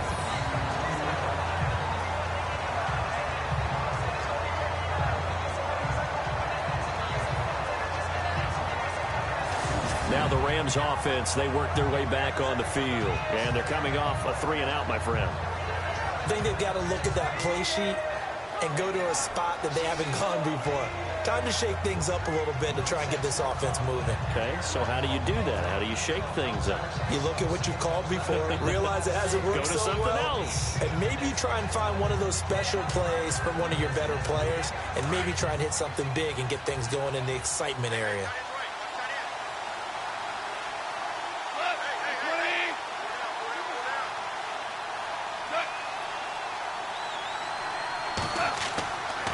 Back to the workhorse today. It's Gurley. And they'll get him down up past the 15. They were looking for a cushion from that end zone. He gave it to him. 15 big yards. Partner, I think that play echoed a short yardage run. I know they were backed against their own goal line, but when they stack the defensive line like that, if you find any type of a crease, you're up to the 3rd level before you know it.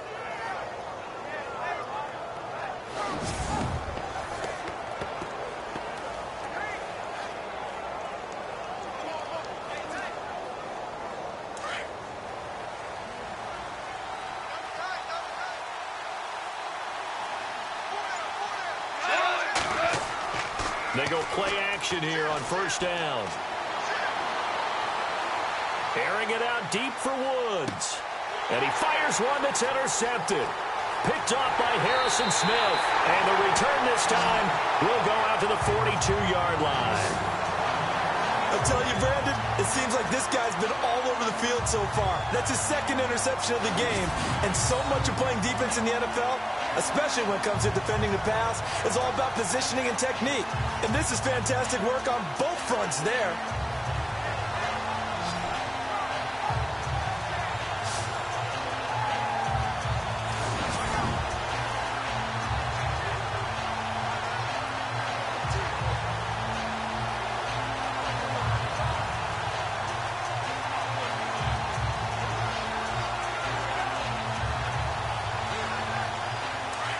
Looking to jam the receivers at the line here. Press coverage look defensively. Hurry up, here we go. Green, 39. So they get the INT. Now here's Keenum. He'll find Thielen work in the middle. And taking it across midfield and inside the 45. 3 quarters in the books. We'll return with more after this. You're watching the NFL on EA Sports.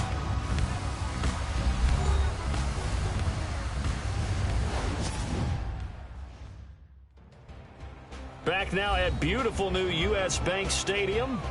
It's the Vikings in possession of the football and the lead. They'll be looking to add to that total as we begin quarter number 4.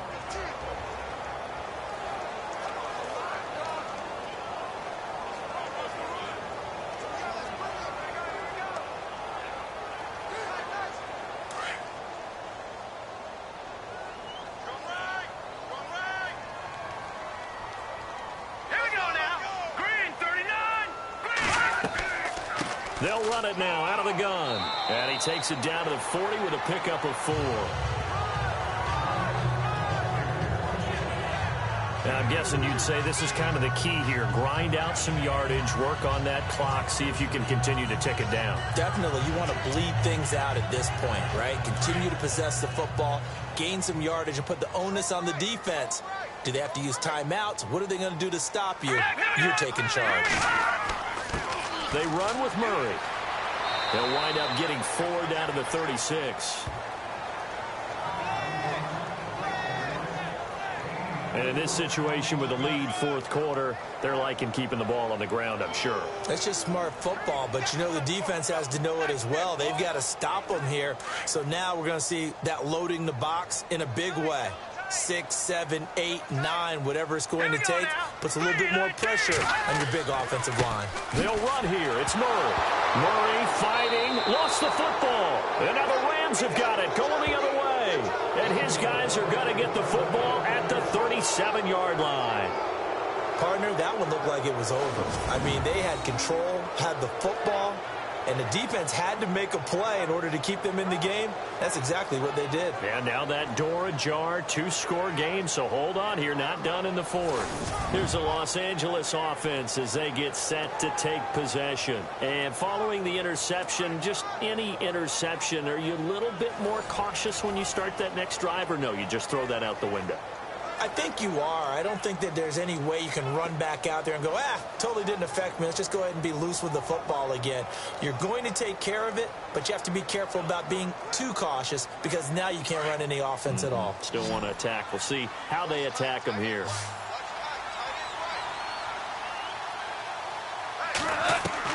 Following the fumble recovery, Goff. And he's got him. Got his man on the end route, complete.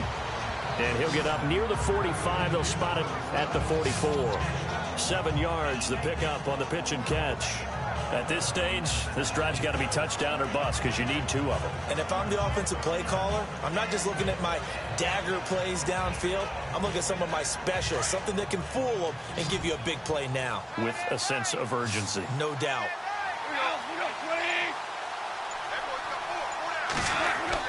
Here's Goff now on second down. Throwing over the middle, but it's incomplete. Robert Woods, the intended receiver that time. And it's 3rd and short. They always say the real estate is about location. Well, guess what? When it's a slant route, the quick ones, timing, timing, timing. Got to be able to lead your man with the football. And the timing off right there, threw it behind him. The Rams on 3rd down. Just 1 conversion in 8 tries. Not good. This time it's 3rd and 3. Back to throw, Goff. And this is caught by Watkins. And he's got the first down yardage there as he takes it just across midfield. Goff to Watkins for a Rams first down. And in a 2-score game, obviously, every play, every 3rd down, like we saw there, magnified, big pickup. It was a huge pickup. What they really want, though, is to not even get to 3rd down. They've got to maximize time and conserve as much as possible.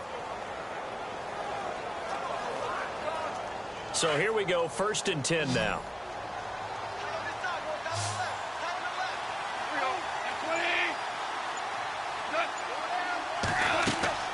Throwing again is Goff. And he'll be brought down at the 45-yard line. 4 yards on the pickup, and that'll bring up 2nd down.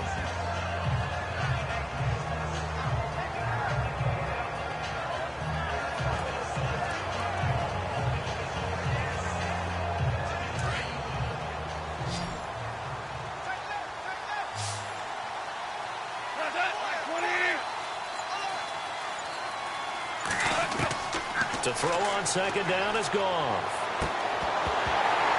And incomplete there. A nice hit. Jars the ball free and brings up third down.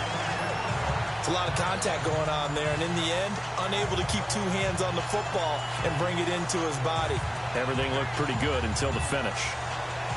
The Rams on third down, not so hot. 2 for 9 to this point. This will be 3rd and 6.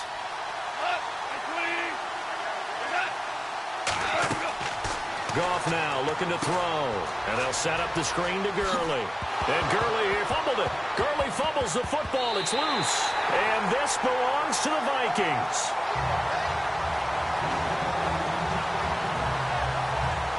Brandon, I don't want to violate any of our broadcasting rules by declaring a game over before it's over. But that one, that puts them in real jeopardy there. Absolutely. It was a two-possession game. It is a two-possession game at this stage in the fourth. They needed points out of that drive. And obviously now, no chance at all to get those points that they so desperately needed. Now the Minnesota offense set to take over again. And last time, the fumble, the turnover. Now they still have the lead, but I don't think coaches care. The turnovers will bother them no matter what the scoreboard says. That's the relief that you still have the lead. But coaches look at what if and what it should be. Turning the ball over when they've got a chance to score more points and increase the lead, that's what's going to affect them. And they're also thinking to future weeks, maybe when the game's closer, right? No doubt about it. You want to clean up everything. Let's just be honest about it. They want everything to be perfect at all times. They don't want to give up anything that's going to hurt their team. They begin the drive with a run by Murray. And now running right through it. And he'll be taken down, but not before he gets into enemy territory. 12 yards there as they move the chains. Do my eyes deceive me, or is he getting stronger as this game moves along? Burst seems just as good here in the fourth as it was way back in the first, doesn't it? I do believe someone put a lot of time in the offseason and continues to condition during the season in order to continue to carry the ball at this rate.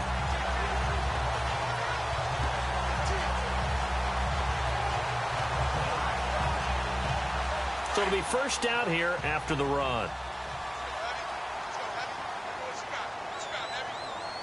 Here we go now. Blue landing. Play action. Now it's Keenum. Incomplete. Right side, the tight end Rudolph. And he'll be taken down, but not before getting this inside the 30. A good pickup there of 20 yards. Another nice pickup through the air, and I think a lot of people might expect him to run the ball in this situation, Brandon, but with this lead, they're electing to throw the football. Swings, slants, quick outs, things that they consider safe.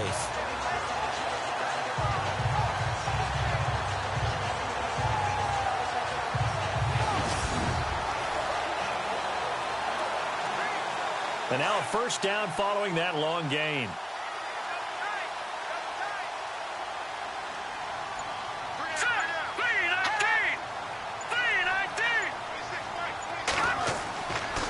They'll try to right side with Murray. And he is swallowed up right at the line of scrimmage. Officially no gain on the play, and it's second down. The fourth quarter here, they've got the lead. They want to keep it on the ground. That's what they're doing. Smart football. Keep the clock grinding. Keep it going. But you got to figure now, they're going to see more people stacked up at the line of scrimmage as they try and bleed it out.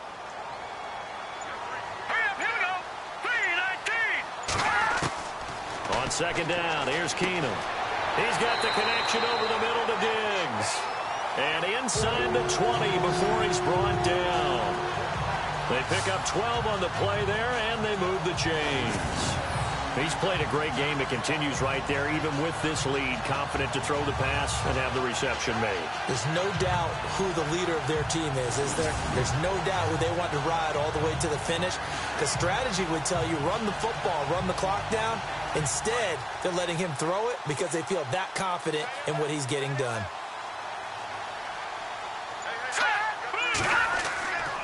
A handoff. It's Murray. Oh, and now he bowls him over. It's a 7-yard carry to set them up with a 2nd and 3. So the solid run on first, and I would imagine no real hurry to run that second down play. No, it's all in your quarterback now. He's going to keep an eye on the play clock and bleed things down, and he's not going to let the ball be snapped until it's inside 3 seconds left on the play clock. Unless, of course, you're playing a video game, you're trying to run it up on your friend. Nice touch. Cold-blooded, too.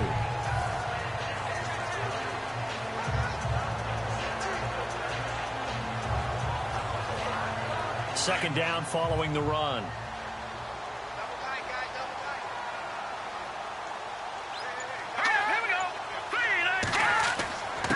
Here's McKinnon. Trying to run inside, but nothing there. Call it no gain that time, as it's going to leave him with a third and about 3 to go. A well-executed blitz, no doubt. Great job by the linebacker. Maybe the quarterback, if he could have seen that, could have audibled there. Yeah, he needed to be in a different play because that one just meshed perfectly for the defense. All the gaps were filled except for the one the offense really wanted to run through, and that was filled by a big man wanting to make a tackle. And he made a great tackle.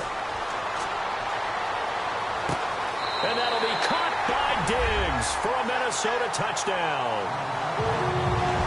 Stephon Diggs, an 11-yard touchdown. And the Vikings find a way to stretch their lead. They were still throwing with a comfortable lead here late, and now that lead even more comfortable. And your first thought is it bad blood that went into this one ahead of time, that maybe they're seeking some revenge or they just don't like them? But the other thing that always hits me is, are they worried about playoff positioning? Right? Are they worried about, do you need enough points in case there's a tiebreaker that comes into play later? All right, here we go. 3-19. Keenum now to throw.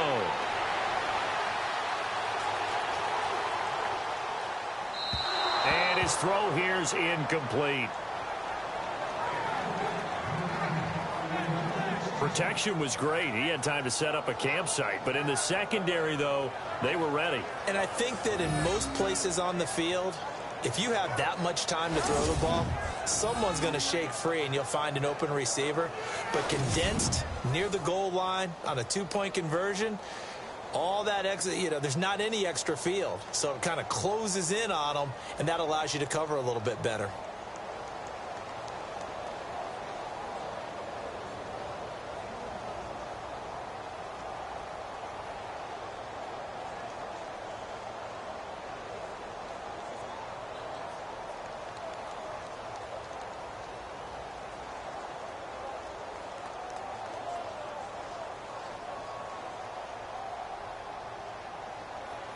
Forbath out to kick this one away. This will be fielded at the 6. And he'll get it up to about the 26-yard line, just across the 25.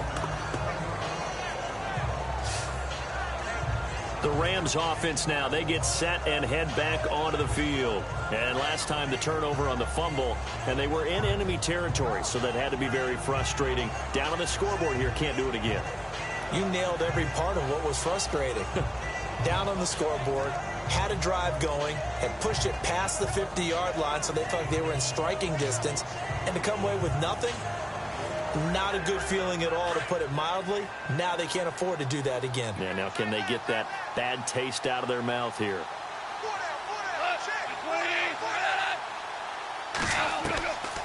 They'll try and start the drive with Gurley. Credit him with a 1-yard gain there to make it 2nd and 9.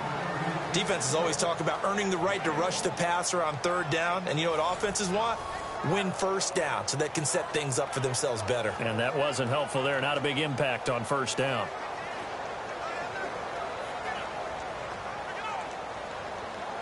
And after the play on the ground, that brings up 2nd down here.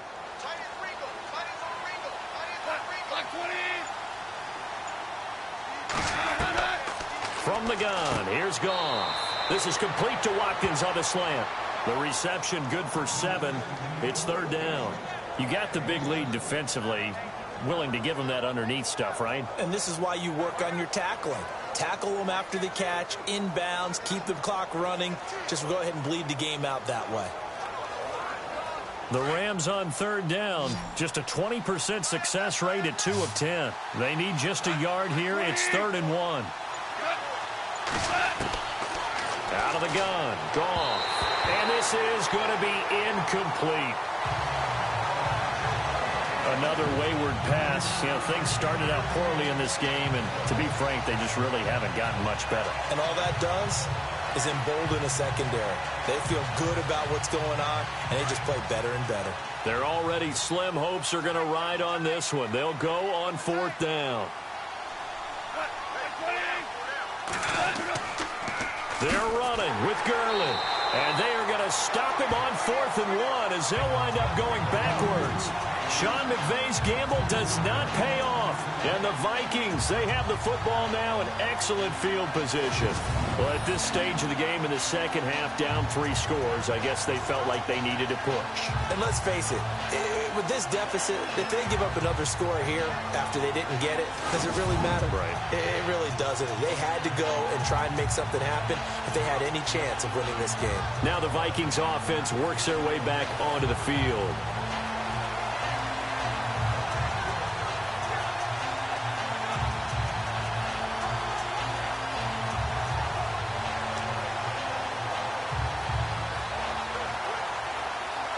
Really nice starting field position here for the offensive unit. Let's go! Blue 90! Blue 90! Now a handoff here to his running back. He'll get it to the 23-yard line. Give him 9 on the carry that time, and they're set up with a 2nd and 1. Oh, that's one to warm the hearts of all those old school football players, isn't it? Tough, hard, gritty run. Got behind his pads, bowled over a few people. Look at that one, right up the gut. So up through 3 quarters, no reason to lighten up now. See if they stay on the ground for 2nd down.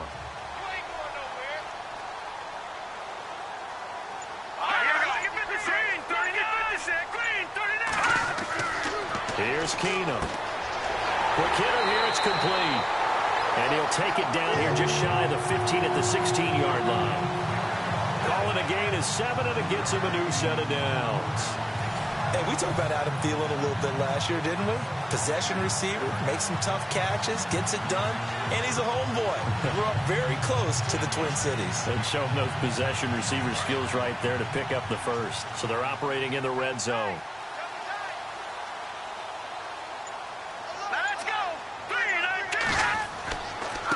And he'll give it here to his running back. And he'll get into the end zone. Touchdown, Minnesota. Latavius Murray, a 16-yard touchdown run. And the Vikings are going to add on to their lead. So another score there. Often you talk about the 3 phases of the game. Defense, offense, special teams. It's been a clean sweep in this one, hasn't it? It certainly has. They've been pretty dominant throughout this game. And privately, the head coach will add a 4th phase. That's the coaching. And he'll tell the ownership that as he tries to negotiate a new contract off of this win. They are looking strong here in the 4th quarter. And that will bump the lead up to 26. So they only needed 3 plays on that drive. And it culminates with a Latavius Murray touchdown run.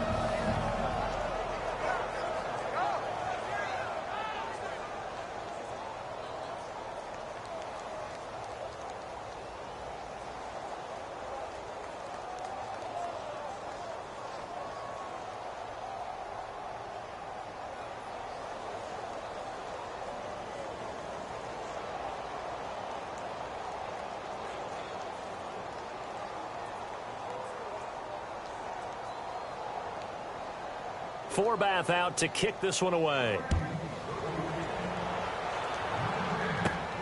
This one taken from the 7. And he'll take this up past the 20 and down at the 22-yard line. And now out on the field, here comes Los Angeles. And last time out, went for it on 4th down, turned it over, gave them great field position, turned into 6 points, so they've got to recover here, Charles. It's amazing what one decision can do in the chain of events, right?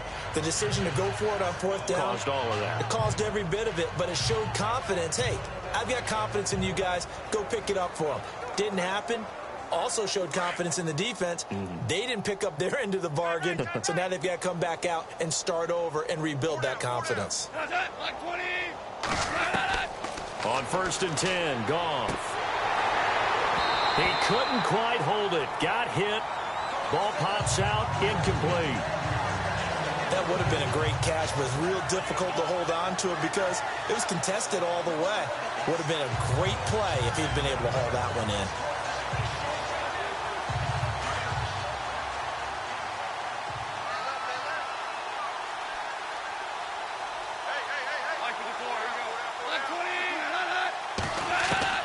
On 2nd and 10, Goff. Wide open receiver complete. And he'll be taken down, but not before he gets into enemy territory. A really good pickup of 28 yards. So on that play, defense was in the zone. They ran a crossing route offensively, but the defense there, you got to be good with communication, don't you? You certainly do, and it's not something that is really evident when you watch it on the screen. But everyone's talking, communicating, pointing, and it keeps you from chasing receivers because you have a specific zone you have to cover. When a receiver's in your zone and he crosses to another one, you got to let your guy know. They got a completion there, but I like the discipline they showed to stay in their proper areas and then make the tackle. Goff on 1st down.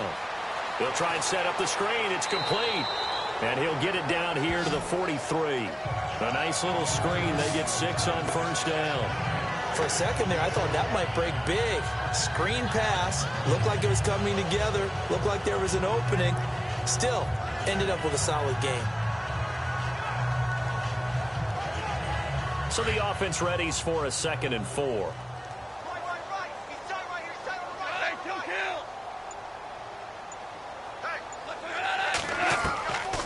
On the draw, Goff gives to Gurley. And he'll be brought down at about the 42. Just a gain of a yard there, and now it'll be 3rd down. Well, that call makes sense because they've been throwing it well on this drive, and once again they show passing formation, showing the shotgun. Then they ran out of it. That's a nice play by them defensively, though, to hold it to a short game. The Rams on 3rd down. They've converted just twice and have had plenty of opportunities. This time they face a 3rd and 2. A shotgun snap for Goff. And he's got his man on the out route.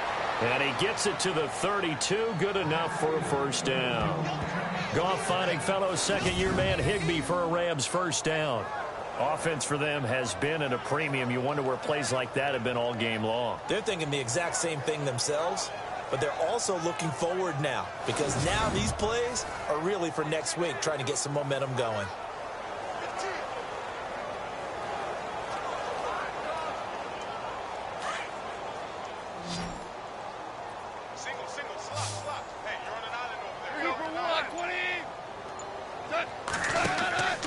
Play action. It's Goff. And he'll be out of bounds as he gets this down to about the 21 or 22. It's another 10 yards on that one and another 1st down. As if he didn't have enough to think about on that route, the comeback route, coming back to the football and catching it, decided to make sure he toe-tapped and kept himself in bounds. And that was spectacular, but on the comeback route, maybe a little easier to deal with the sideline since you've got better vision of it? I think that's a great point because you should know exactly where you're going and know how much space you have and make sure you get your feet down. But, yeah, coming back to the football, I like it. Good vision. And he drops it incomplete, and their struggles continue here. It's been that kind of a day so far throwing the football. It just seems like nothing going right offensively. Yeah, it's a catch that should have been made, pure and simple. And look, everything else that goes into running a good pass route, throw it all out if you don't catch the ball. Been that kind of game throwing the football so far. Nothing going right offensively.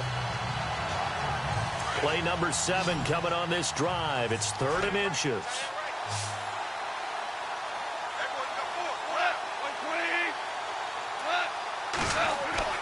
To the air again. Goff. Man open. It's Kupp. He's got it. And he gets this down to the 18. Good enough for a 1st down. Just 4 yards on the pickup, but that's good enough to extend the drive.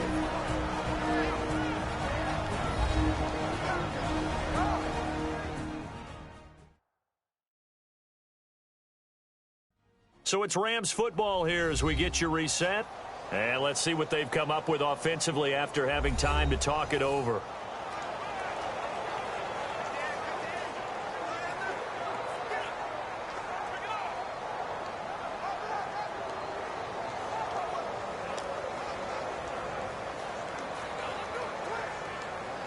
And the defense with their backs against the wall a little bit here as the offense is in the red zone.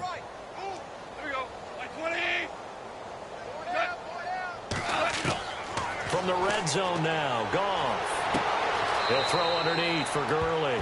And he is out of bounds, looks like right at the 15. Call it a 3-yard gain, and it'll be a second down.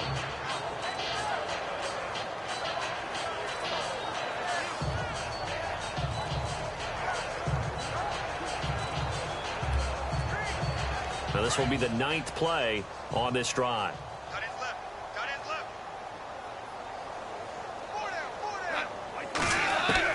Goff throwing again. Nowhere to go here. He lost the football. Look at the big man rumble. He's at the 50. He's at the 30. The 20. 10. 5. And that should just about do it. They return it to the end zone, sealing it with a defensive touchdown. Huge play by the defense, not only to force the fumble, obviously, but to return it for a touchdown. And I know it's no fun for anyone who plays offense, but isn't it fun to see how a defense rallies when there's a fumble return and everyone tries to find someone to block and bring it all the way home? I always like their celebrations because they don't get there that often. No, they're not choreographed very well usually.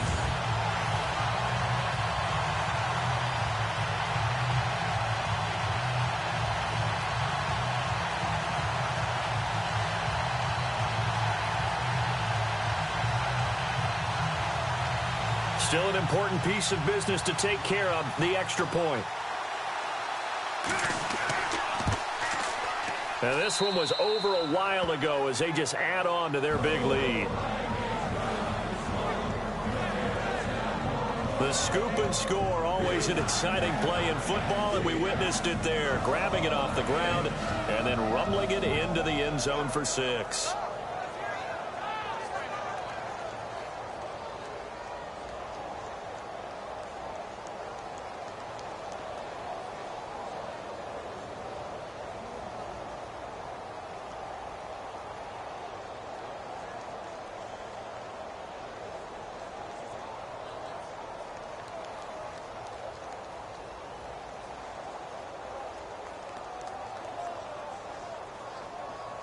And you can bet they're preaching 2 hands on the ball here as the kick's away following that fumble return. This fielded at the 2. And a good return as he'll be stopped just shy of the 30-yard line. And now out on the field, here comes Los Angeles. They've lost this one. Their offense has struggled. Do they try to put together something here at the end just to take into next week? Yeah, sometimes teams want to do that and coaches want to. I remember one time I was on a team and we were losing late in the game like this, and you knew it was lost. It was over, right?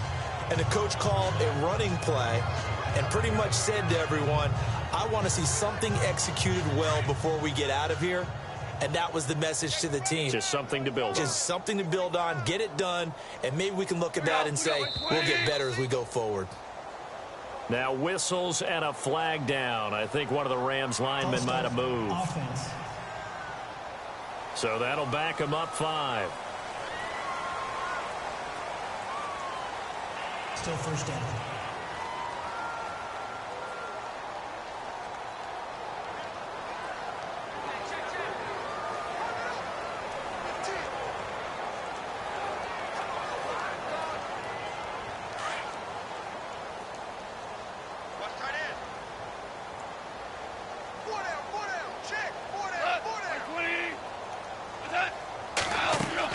Now Goff. Pressure coming from the Vikings, and they get there and bring him down. Linval Joseph with a great push up front. He picks up the sack and a loss of 8. Brandon, that's just football 101. If you're out of the pocket, you've got to get rid of the football in this situation. You cannot take a sack in a 2-minute drill.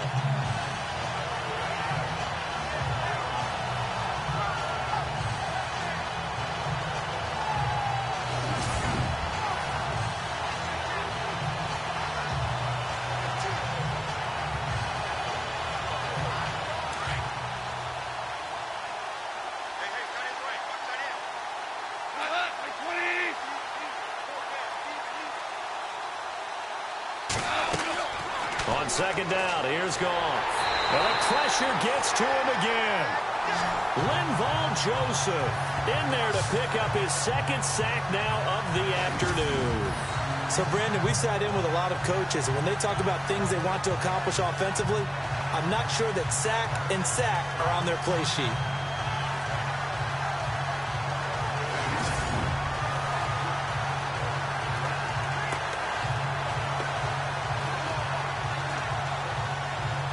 Need something from deep in the bag of tricks here after first and second down went backwards. It's third and very long.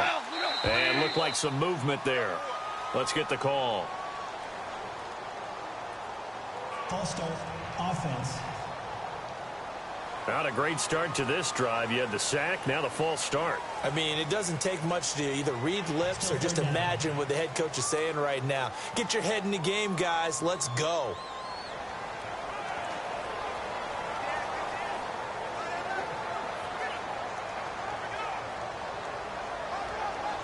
Need something from deep in the bag of tricks here after first and second down went backwards. It's third and very long.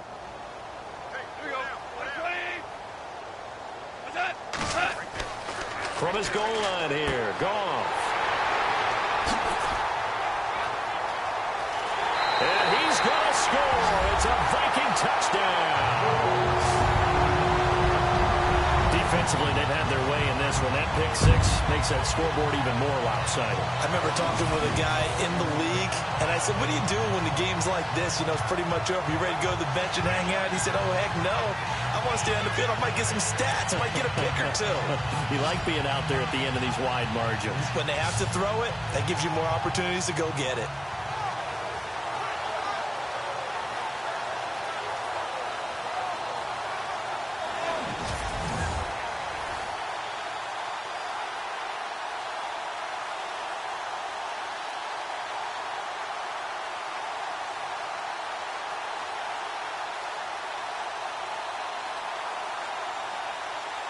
Now Forbath for the extra point.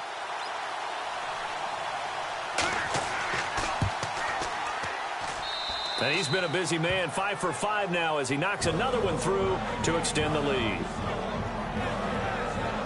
A heck of a play there defensively, getting the interception, navigating his way into the end zone for the touchdown.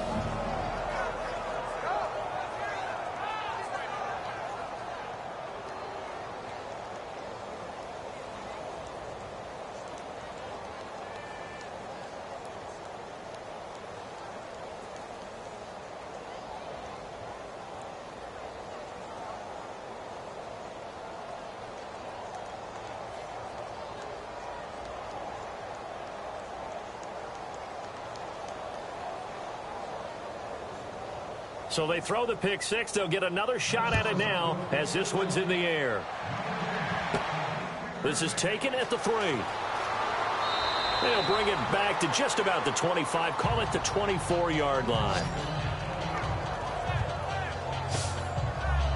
And now out on the field, here comes Los Angeles. They are just obviously getting shellacked here in this one, Charles. What's the message if you're a coach for this final drive in a lopsided game like this? For a lot of coaches, be honest. Don't forget today. Don't forget what has happened out here. Yeah, use that as ammo going forward. Exactly. Take a great look at that scoreboard. Realize how poorly everything went for us today. Coaching, playing, the whole deal. And never forget it, because you're not going to want that feeling again. No, you don't want that feeling again. And who knows? You may meet up with this team again. Now whistles and a flag down. I think one of the Rams linemen might have moved. False start, offense. And that'll set them back 5. Still first down.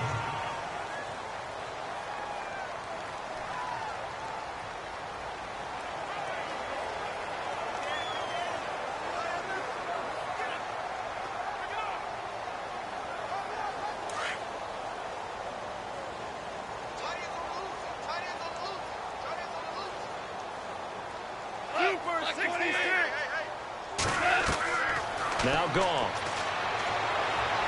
And that one drops to the ground. Incomplete. Clock stops here just inside of 20 seconds. 19 left. Well, too much oomph. too much mustard there on that pass. They really turned it loose, didn't they? Really cut loose with that one. Sharp, strong. Didn't lead to a completion, though. Made it very difficult. Second down here after the incomplete pass.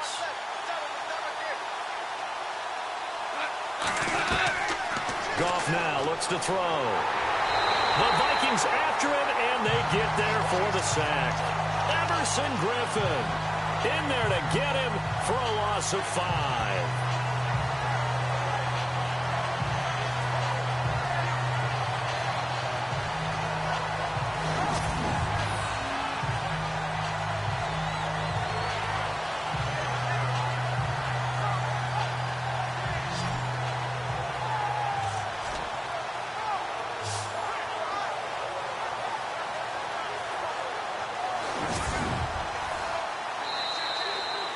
A big offensive explosion helped leading them to victory. And the defensive guys, they're just saying, hey, put those points up every week. We'll just keep winning.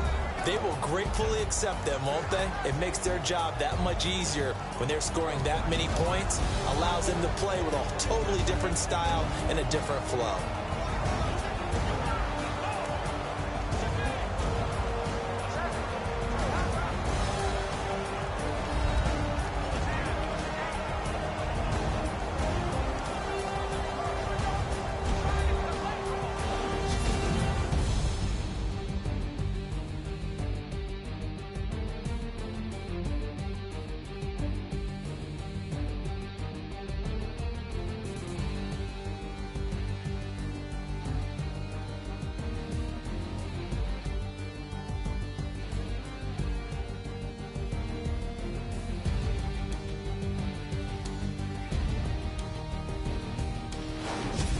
So that's a wrap for Charles Davis. I'm Brandon Gaudin, and this has been a presentation of the NFL on EA Sports. For more, check us out at easports.com. It's a win for the Vikings as we say so long from Minneapolis.